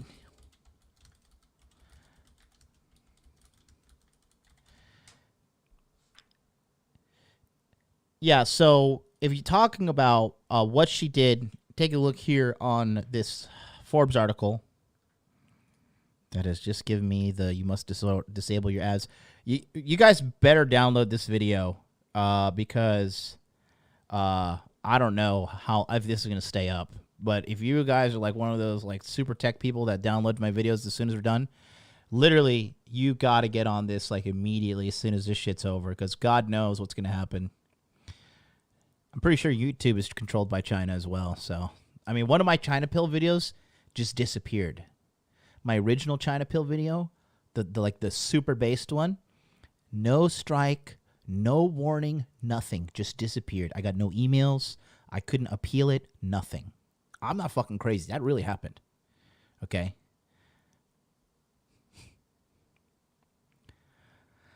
I don't know. I mean, I do know.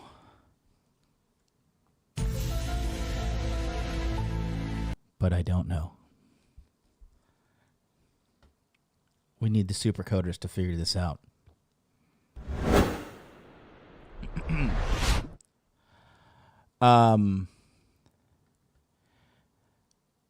The tennis star has made $60 million in 12 months, $55 million from endorsements. Okay, so $55 million in endorsements. What that means is she was getting sponsors, Nike, Uniqlo. I mean, the endless amount of sponsors were paying her millions and millions and millions of dollars, especially the Japanese, right?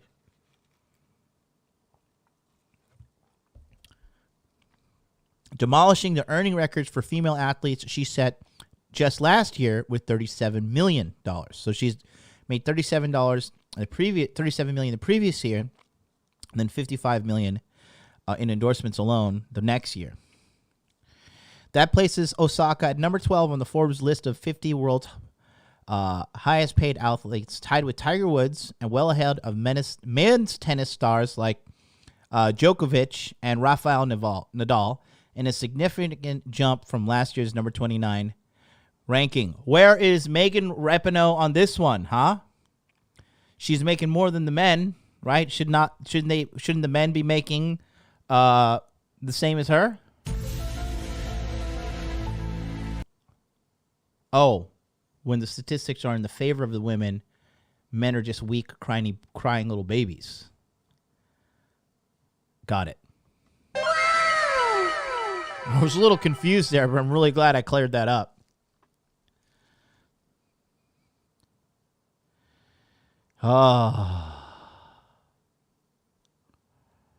So, you have accepted the truth. Welcome. Welcome. Who's that? Janice?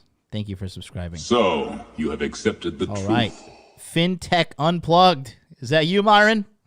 FinTech Unplugged. Just subscribe. Yeah, hit that subscribe button, guys, so you can chat in the chat. So, let's talk about what happened to Miss Osaka. Well, okay.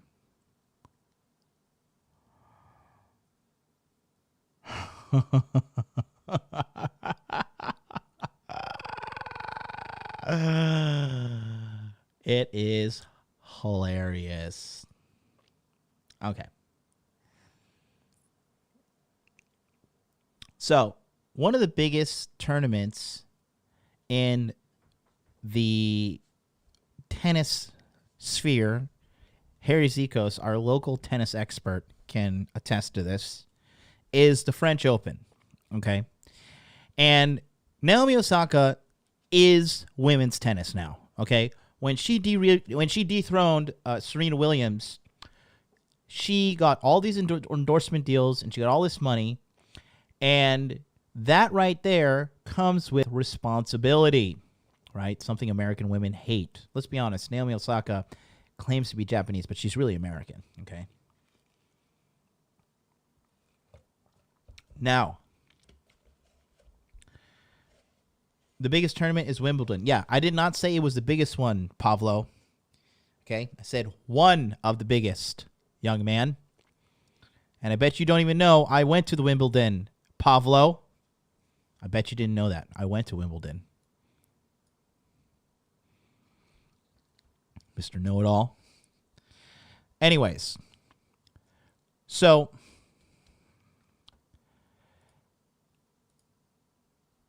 when you want to be part of the French Open, as any athlete, you must participate in the press conference. Okay? And this is when the media comes and they ask you all these questions. This happens in the NFL.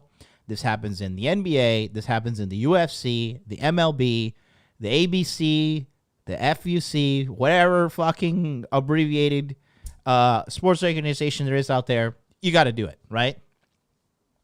But not our little entitled princess.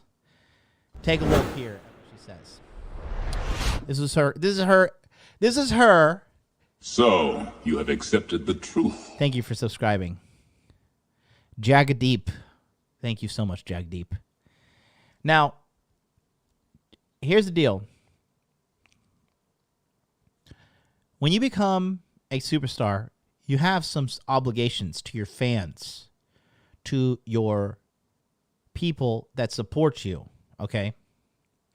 To the people that paid you millions and millions of dollars in endorsements.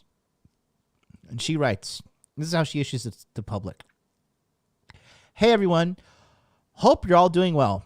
I'm writing this to say I'm not going to do any press during Roland Garros. I've often felt that people have no regards for athletes' mental health, and this rings very true whenever I see a press conference or partake in one. AKA, I am weak and I cannot handle pressure. We're often sat there and asked questions that we've been asked multiple times before, and or ask questions that bring doubt in our minds, and I'm not going to subject myself to people that doubt me. Really? So let me just tell you this, okay?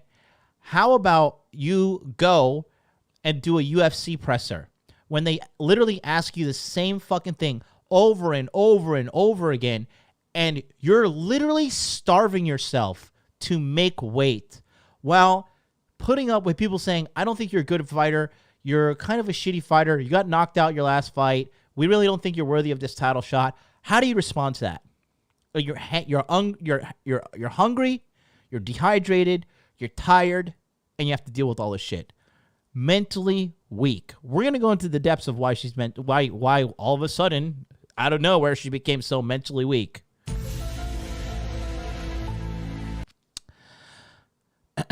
I've watched many clips of athletes breaking down after a loss in the press room, and I know you have as well.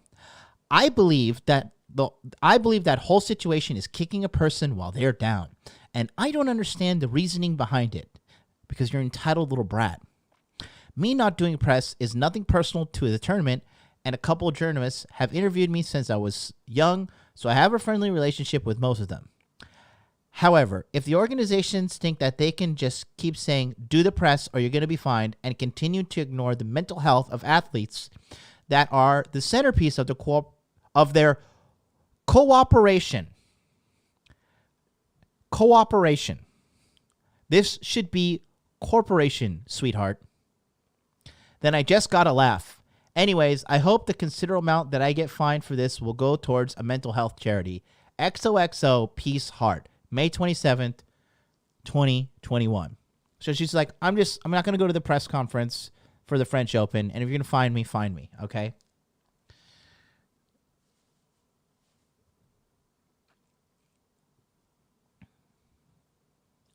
No honor, no dignity. Okay. Nothing. Just me. All about me. Doesn't care about the companies that are going to be affected by her shitty decision. Doesn't care about any of those things. Gets better.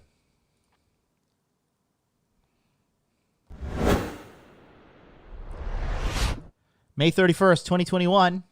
How many days later was that? 4 days later, Naomi Osaka withdraws from the French Open, says she will take some time away from the court.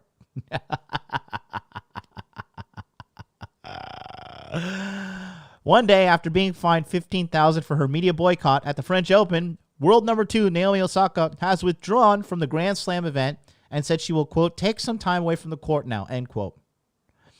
I think now the best thing for the tournament, other players, and my well-being is that I withdraw so that everyone can get back to focusing on the tennis going on in Paris, end quote. So I'm just going to quit and forget about my opponents that I'm supposed to play, that I would actually give a chance to catapult their name up into fame and fortune. My fellow women. I will throw my fellow women under the bus for the grand sake of me.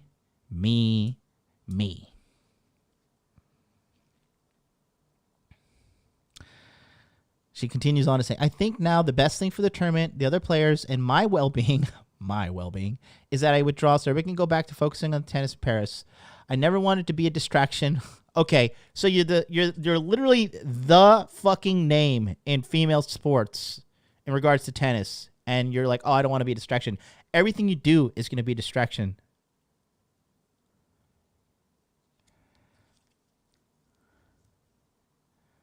Let's read the full post here.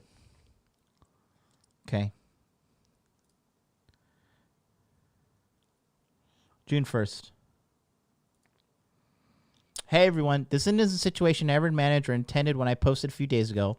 I think now the best thing for the tournament, I'm going to decide the direction of the tournament. I think now the best thing for the tournament, the other players, and my well-being is that I withdraw so that everyone can get back to focusing on tennis going on in Paris. Never want to be a distraction, and I can accept that my timing was not ideal and my message could have been clearer. More importantly, I would never trivialize mental health or use the term lightly. The truth is, I have suffered long bouts of depression since the U.S. Open in 2018. My pinnacle moment of my career. I got depressed after it. Maybe you should have had a baby. And I have had a really hard time coping with that. Anyone that knows me knows I'm introverted, and anyone that's seen me at tournaments will notice that I'm often wearing headphones, as that helps dull my social anxiety.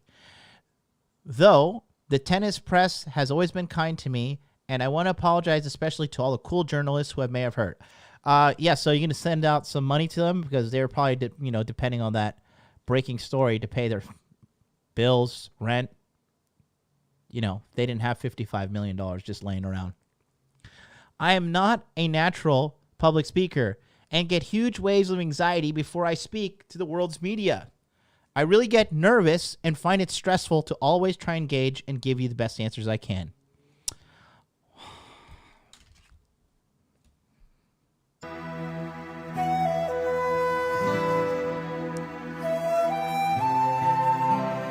Well, it's got to be tough. All those millions and millions and millions of dollars, and you've got to go talk to the media. I understand. I truly understand. I don't fucking understand. Okay? I am talking to a room of 300 people with my mouth pulsating in pain. I am not even going to get $1 million for this. I am not even going to get $100 for this.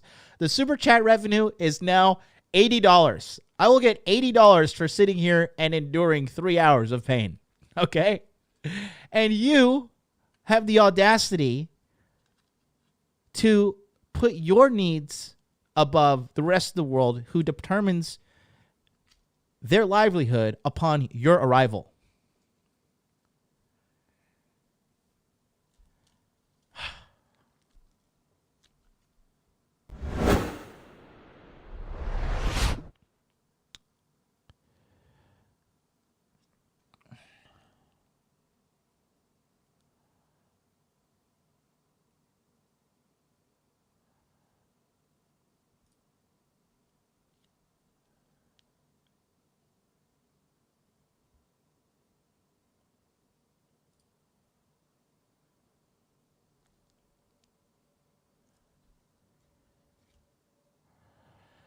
Oh, Lord. It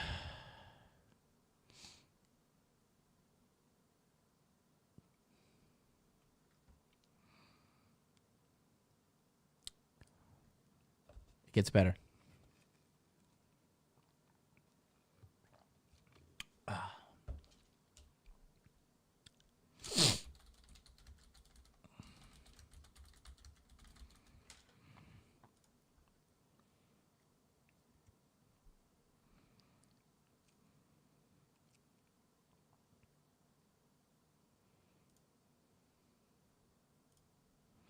So,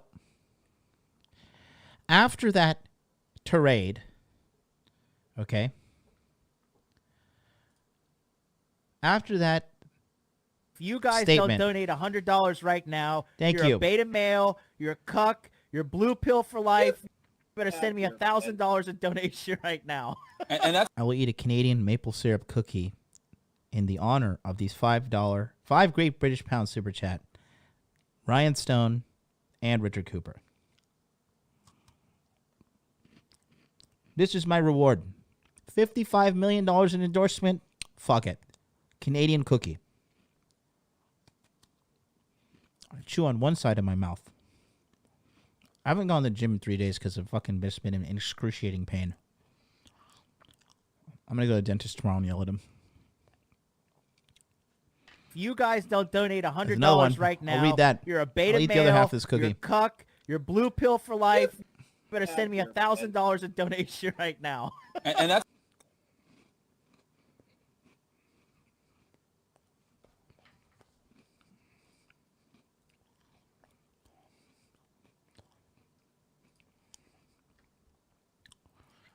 a couple red flags on our Twitter.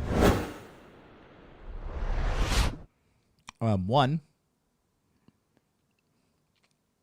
Venom, the bad guy, killing Spider-Man.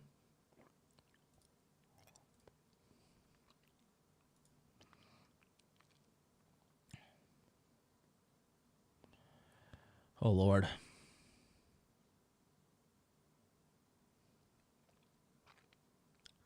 Oh, look at that. Simone Biles and Naomi Osaka, two people who fucked up at the Olympics.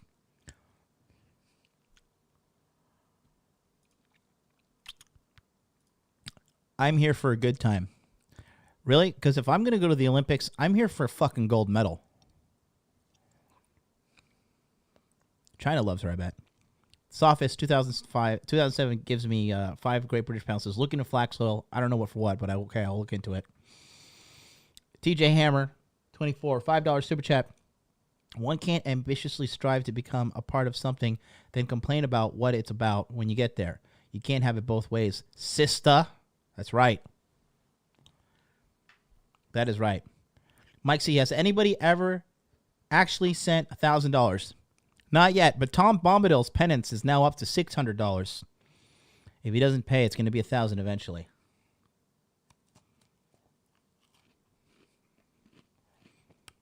Timothy, glad you're okay. I didn't see you in Patreon today. I thought you got thrown in a French gulag for not taking the, this one guy.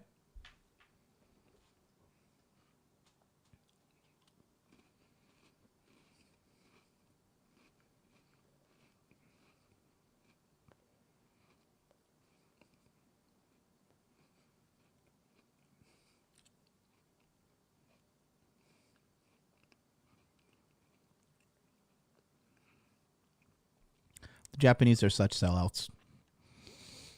Undoubtedly, the greatest academic achievement and honor I will ever have in my life. I have no words to describe the feelings I have right now, but I do know I'm currently filled with gratefulness and thankfulness. Love you guys. Thank you. How about winning the gold medal? Because Japan is definitely in need of a couple of gold medals. You let Japan down, lady.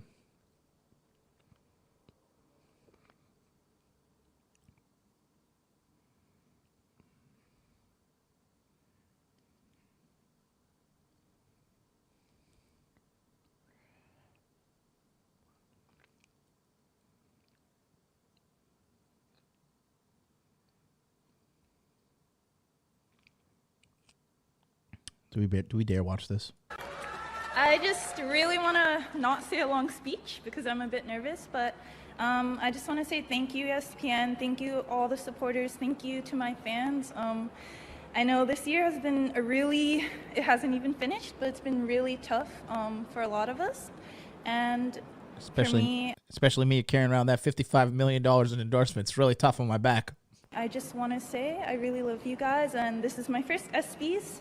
So it's really cool to be surrounded by all these incredible athletes. I think all of you guys are really cool, and I watch some of you on TV, so it's really surreal to be here. And yeah, thank you so much, and I really appreciate it. Still has some femininity in her from Japan. It's great how they post her like this on Japanese Vogue. They're like, we got to make her look as skinny as possible. And we got to give her Japanese-esque hair.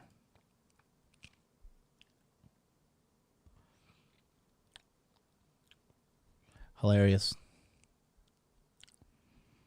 Anger is a lack of understanding. Change makes people uncomfortable. And then she puts this one out, right? So when she put this out, okay, this caused a wave of the media blowing up, going insane, okay? And I have inside info. So, here's what really happened.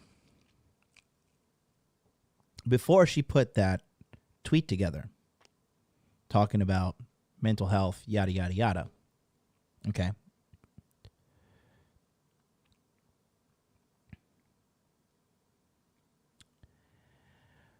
She sent it to her publicist. And her publicist said, whatever you do, do not send that fucking tweet out. Do not send it out whatsoever. It will destroy you, and it will cause so much fucking trouble. Please, for the sweet love of Jesus, Allah, and all the fucking religious figures, flying spaghetti monster, you name it, don't do that.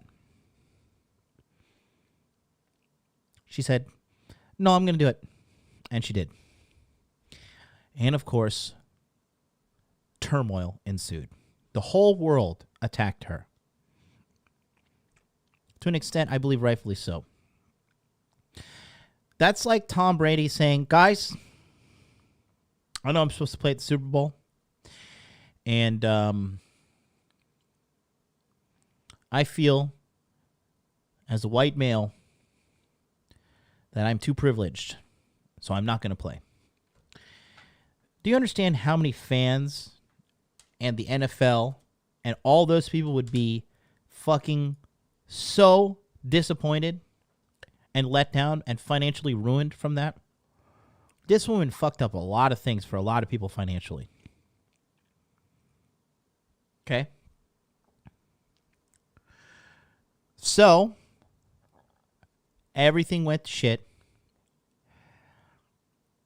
And guess who she came crying to say, please save me. Please, please, please help me fix my career.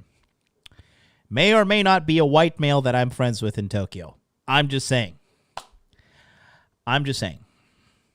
But her publicist and her marketing team are all stressed to the max now, doing non-stop damage control. Do you think she's gonna get more endorsements moving forward?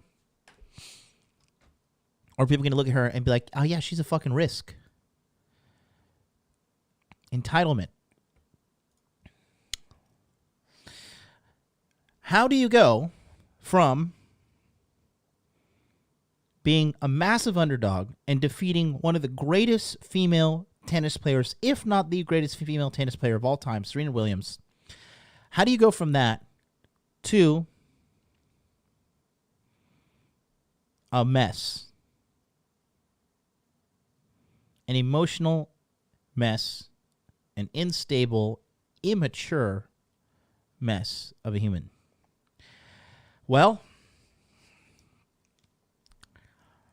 I might have to say, I have used my detective skills to find out once again the culprit of this tragedy that is Naomi Osaka. And I personally believe that her best days are now behind her. Unless she does some serious soul searching, she's already had her prime. I truly If you guys don't donate believe $100 right now, you're a beta male, you're a cuck, you're blue pill for life. You better send me $1,000 in donation right now. And that's Take a look here. Look what I have found.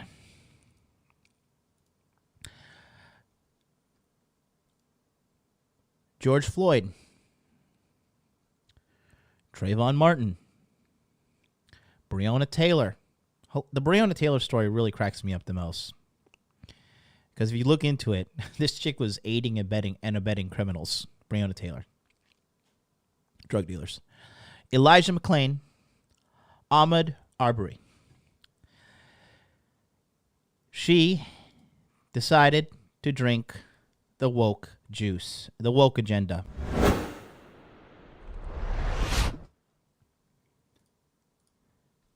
She was on the up and up. And then, guess what happens?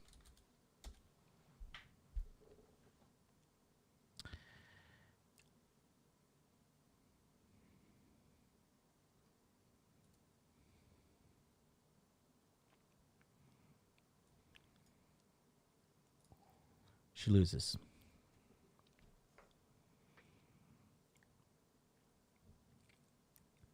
went from failing on the French Open to failing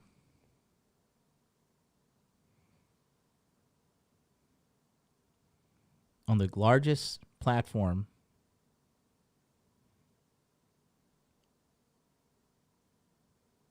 the Olympics. In addition to that, most Japanese people don't like her. Don't like her whatsoever. One, because she doesn't look Japanese. Sorry, just it is what it is. It's like sending a black man into China and be like, this guy represents the Chinese. Chinese people be like, what? Or it's like sending a white man to Africa and be like, this white man represents Africa. Huh? Right? Same thing. They also hate the fact that she is so entitled and that she is so mentally weak. A Japanese person could have terminal fucking cancer and they would go to the Olympics and compete and they would die trying their best for their country. That's how much strong pride the Japanese have for themselves. Same for the Chinese. The Asians are just fucking tough as fuck, man. The Vietnamese, you name it. Fukumab, you still in here? Let me know. Thanks to Pablo for the $10 super chat. Says, John, buy yourself a nice iced matcha with this. It hurts me to see you hurt. Thank you so much. Thank you. Ryan Hawk puts it perfectly. You can't have a woke mindset and a champion's mindset. They are the polar opposites. It is no coincidence that she took the woke pill and now we're seeing a massive, massive spiral. She didn't even get a fucking medal at the Olympics. This one sucks, says Naomi Osaka, out of the Tokyo Olympics in a shock defeat. The Japanese were betting on this chick to win. She's the #1 tennis player in the world. Eliminated from the Olympics. Eliminated.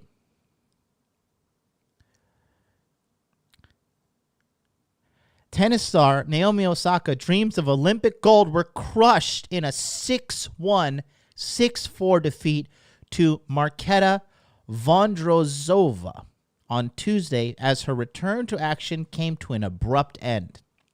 Osaka, who lit the Olympic cauldron and was one of the faces of the games, struggled in an error-strewn display that blew the draw wide open after the earlier exits of #1 Ashley Barty and 3rd seed Arina Sabalenka. If you guys don't donate $100 right now, you're a beta male, you're a cuck, you're blue pill for life. Thank you, Miguel. Send me $1,000 in donation right now. And that's Miguel with the Great British Pounds, 5 Great British Pound donations, says, I wish I could send you that $55 million instead of that tennis player. If I had $55 million, you know what I'm doing. I'm paying my taxes. I am paying my taxes. She did lit the torch. She lit the torch. And then she said that was her greatest Olympic achievement in life. Bitch, how about I get a gold medal?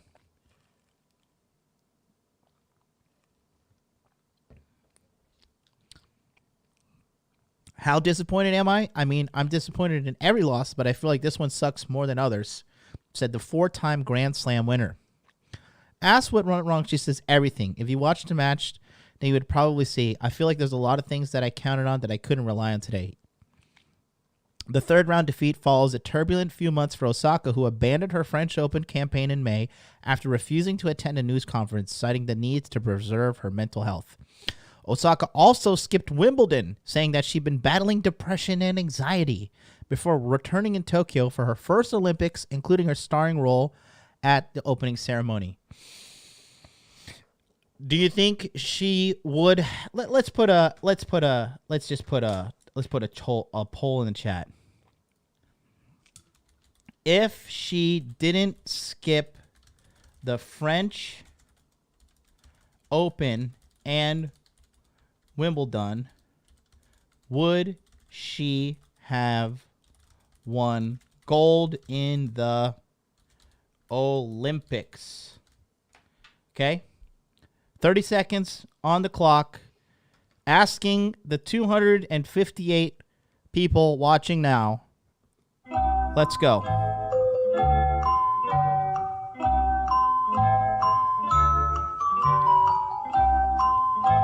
Vote in the actual YouTube voter. If you guys don't donate $100 right now, you're a beta male, you're a cuck, you're blue pill for life.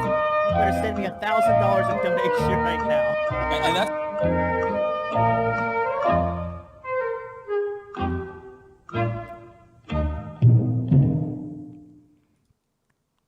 All right.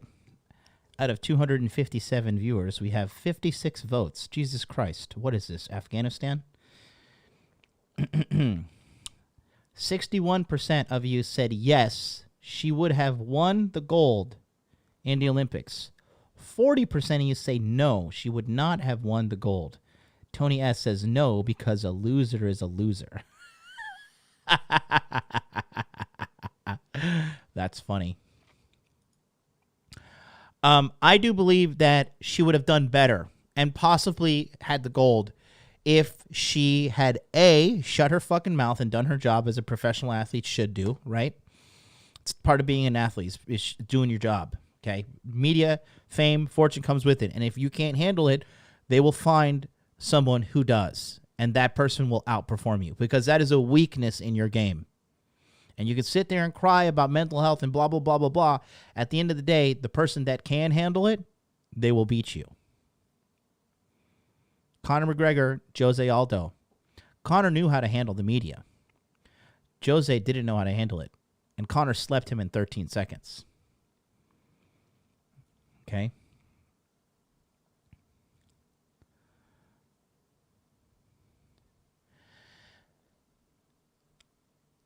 I definitely think she would have done way better because you can't look momentum. Okay, like for example, right?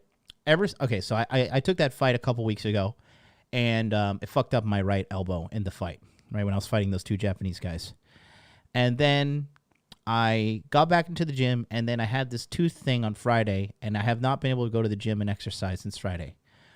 My momentum in the gym that I had from Inner Game July. Welcome, Tracy Douglas, to the Hot Dude Army. Thank you. Smash those eggplant emojis for that man. Golden eggplant emojis in the chat. Hit the join button below if you want to join the Hot Dude Army.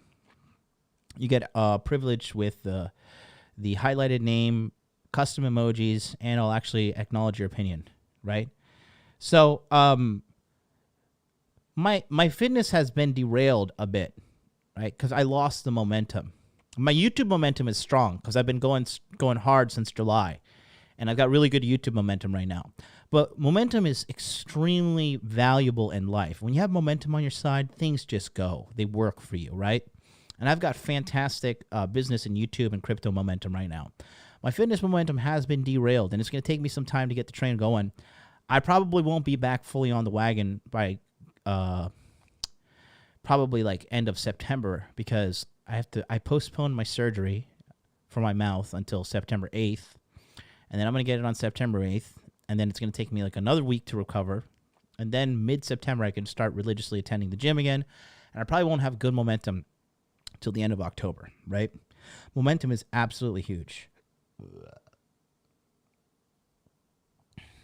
Big Mo, exactly. Black Beach knows what I'm talking about. Big Mo. Big Mo is talked about in Compound Effect. It's talked about Trump. You name it. Somebody sent a super chat. This Vladislav Mon sent some kind of currency. I don't even know what that currency is, but he sent 150 of them. So thank you. I don't know what that is at all, but I appreciate it.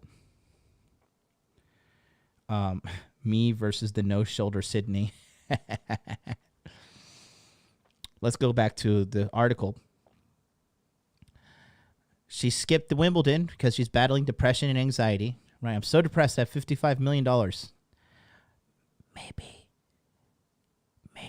you should have a child because that's what makes women really happy. Is that really $47? Oh, shit. I'm rich. Are those Israel? No, they're not shekels. Are they really shekels? 150 shekels from Israel. No way. I'm happy. $47. I am a rich man. I am richer than Naomi Osaka now. Let's go back to this. I definitely feel like there was a lot of pressure for this. I think it's maybe because I haven't played in the Olympics before, and for the first year, it was a bit much.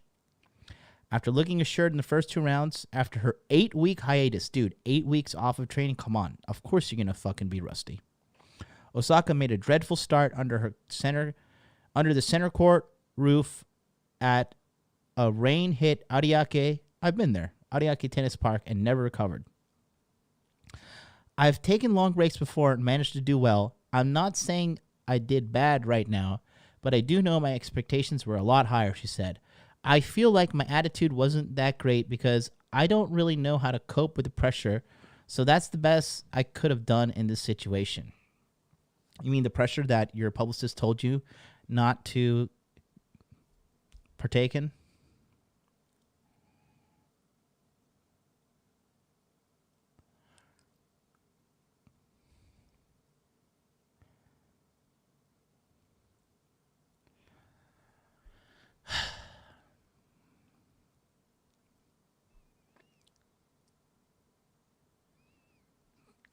Osaka dropped serve in the opening game and was broken twice more as the 42nd ranked Vondrousova raced away with the first set. So the number 2 in the world lost to the number 42 in the world. That is hilariously embarrassing. That is like, let's just say Tampa Bay now because Tom Brady's there. That's like the best team in the NFL, the Tampa Bay Buccaneers, losing to the worst team, the Minnesota Vikings, because Charlie likes them. I mean, it's embarrassing. Embarrassing to say the least. Okay? Embarrassing to say the least.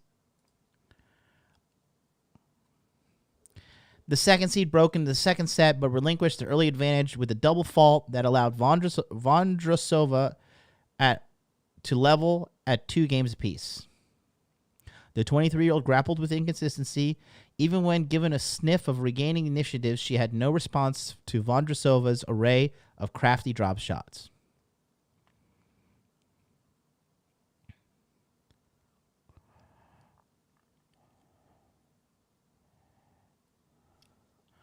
One of the biggest career wins of her life, she says.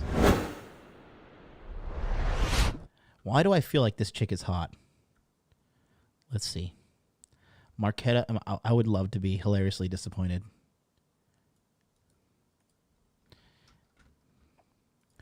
Usually the best female athletes are pretty ugly.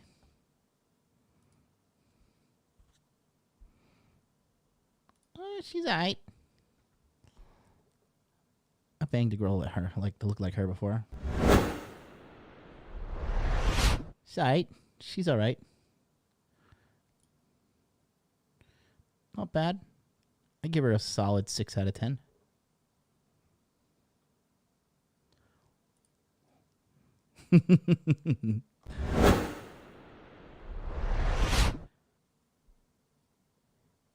Get woke. Go broke. Is it a coincidence? Okay. Is it a coincidence that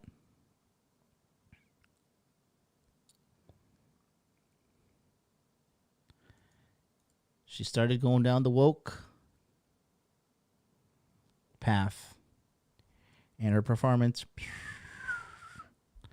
Is it a coincidence that same thing happened to Tyron Woodley?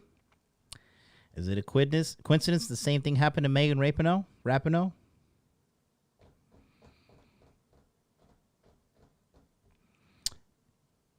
Is it a coincidence that Colin Kaepernick also? We're going on 3.5 hours. I'm running out of steam here.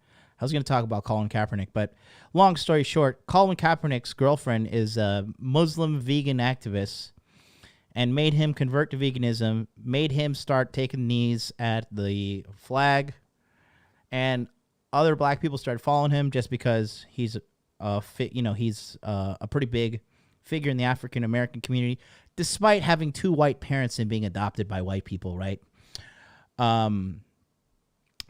let's leave that aside. And then his NFL career taking an absolute nosedive, his performance taking an absolute nosedive once he started going down this activism route. Yeah. He turned commie for pussy, exactly. Okay.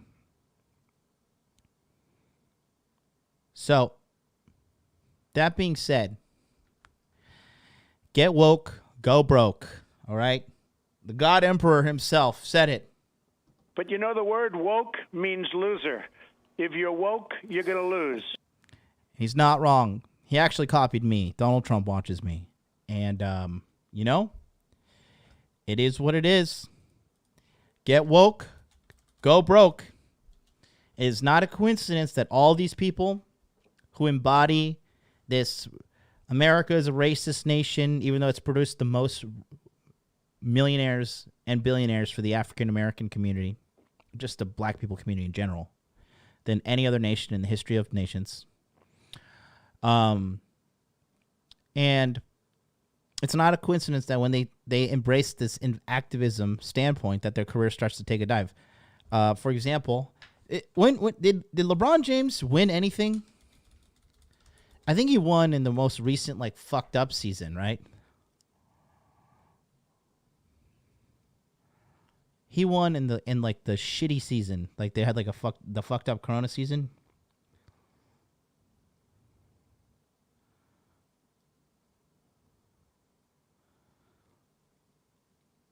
Yeah, he won 2020. But that was the asterisk season, right? 2016 he won. So he only won 4 championships. 2012 with the Miami Heat.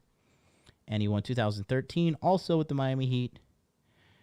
And then he won in 2016 with the Cavaliers. And then he won 2020 with the asterisk season of, the bubble ring. The bubble ring, that's funny.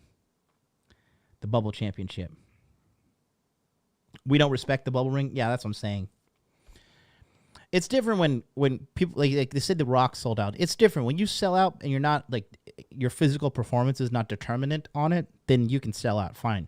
But if you're a physical, an athlete, and you have to sell out, you're not going to perform at the highest level.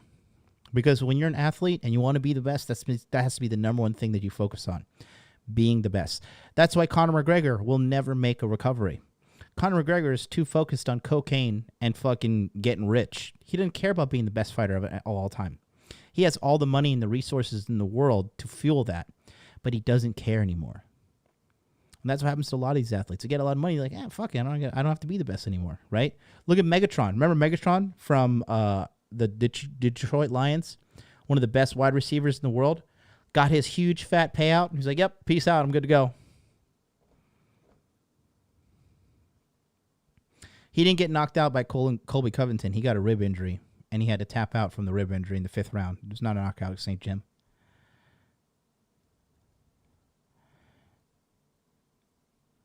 Yeah, Connor's too full to be hungry, exactly.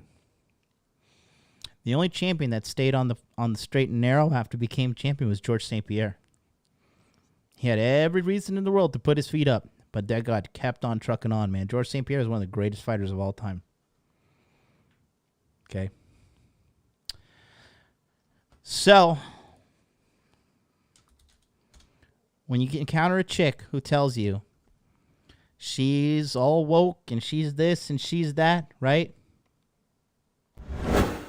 Remember, you're dealing with somebody that is a controlled corporate zombie. And if you want to learn how to identify these chicks and know how to navigate the endless maze that is the female mind, go to thedarkpass.net, because August 26th, we're going live for 5 days of enrollment.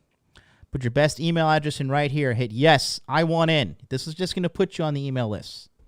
You'll get the alerts. There will be exclusive content sent out to the members on the email list as well. Content that will not be seen anywhere other than the email list. So go to thedarkpass.net. Put your email address in there, because August 26th, we're going live, baby. We're going live. And unlike Naomi Osaka, I am not going to choke. I will deliver. Okay, I will not Tyron Woodley you. I will not Megan Rapinoe you. I will not Naomi Osaka you. I will deliver. I can show up and do my YouTube casts with a mouthful of blood, cut up mouth, cut up cheek, bones hurting.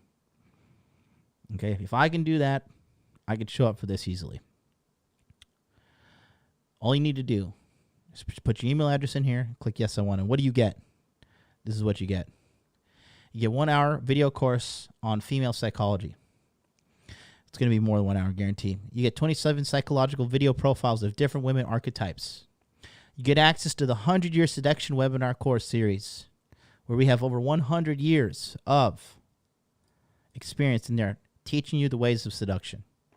And you get access to the guided seduction Telegram chat lounge, where you will be able to get free coaching from me and my team of experts from the moment you sign up between August 26th to August 30th, all the way till December 31st. You can put screenshots in there for your text messages. We will pay guided attention to you.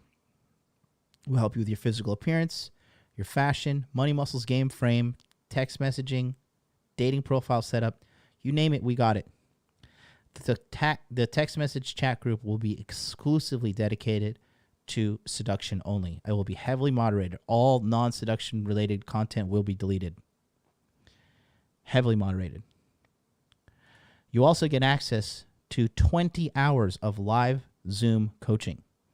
2, 4, 6, 8, 10, 12, 14, 16, 18, 20 hours minimum. Absolutely minimum. Okay? The Sinister Reality of Female Psychology by Mateo from Attraction Japan. Incremental Indoctrination by yours truly, MLD. King Dre, To Be Declared. Red Pill Thor, The Art of Dread Game. Troy Francis, Dark Triad Game. Paul, Apex Mindset. Hypnotic Voice Patterns for Seduction. Sterling Cooper, Control Her Mind with Dirty Talk.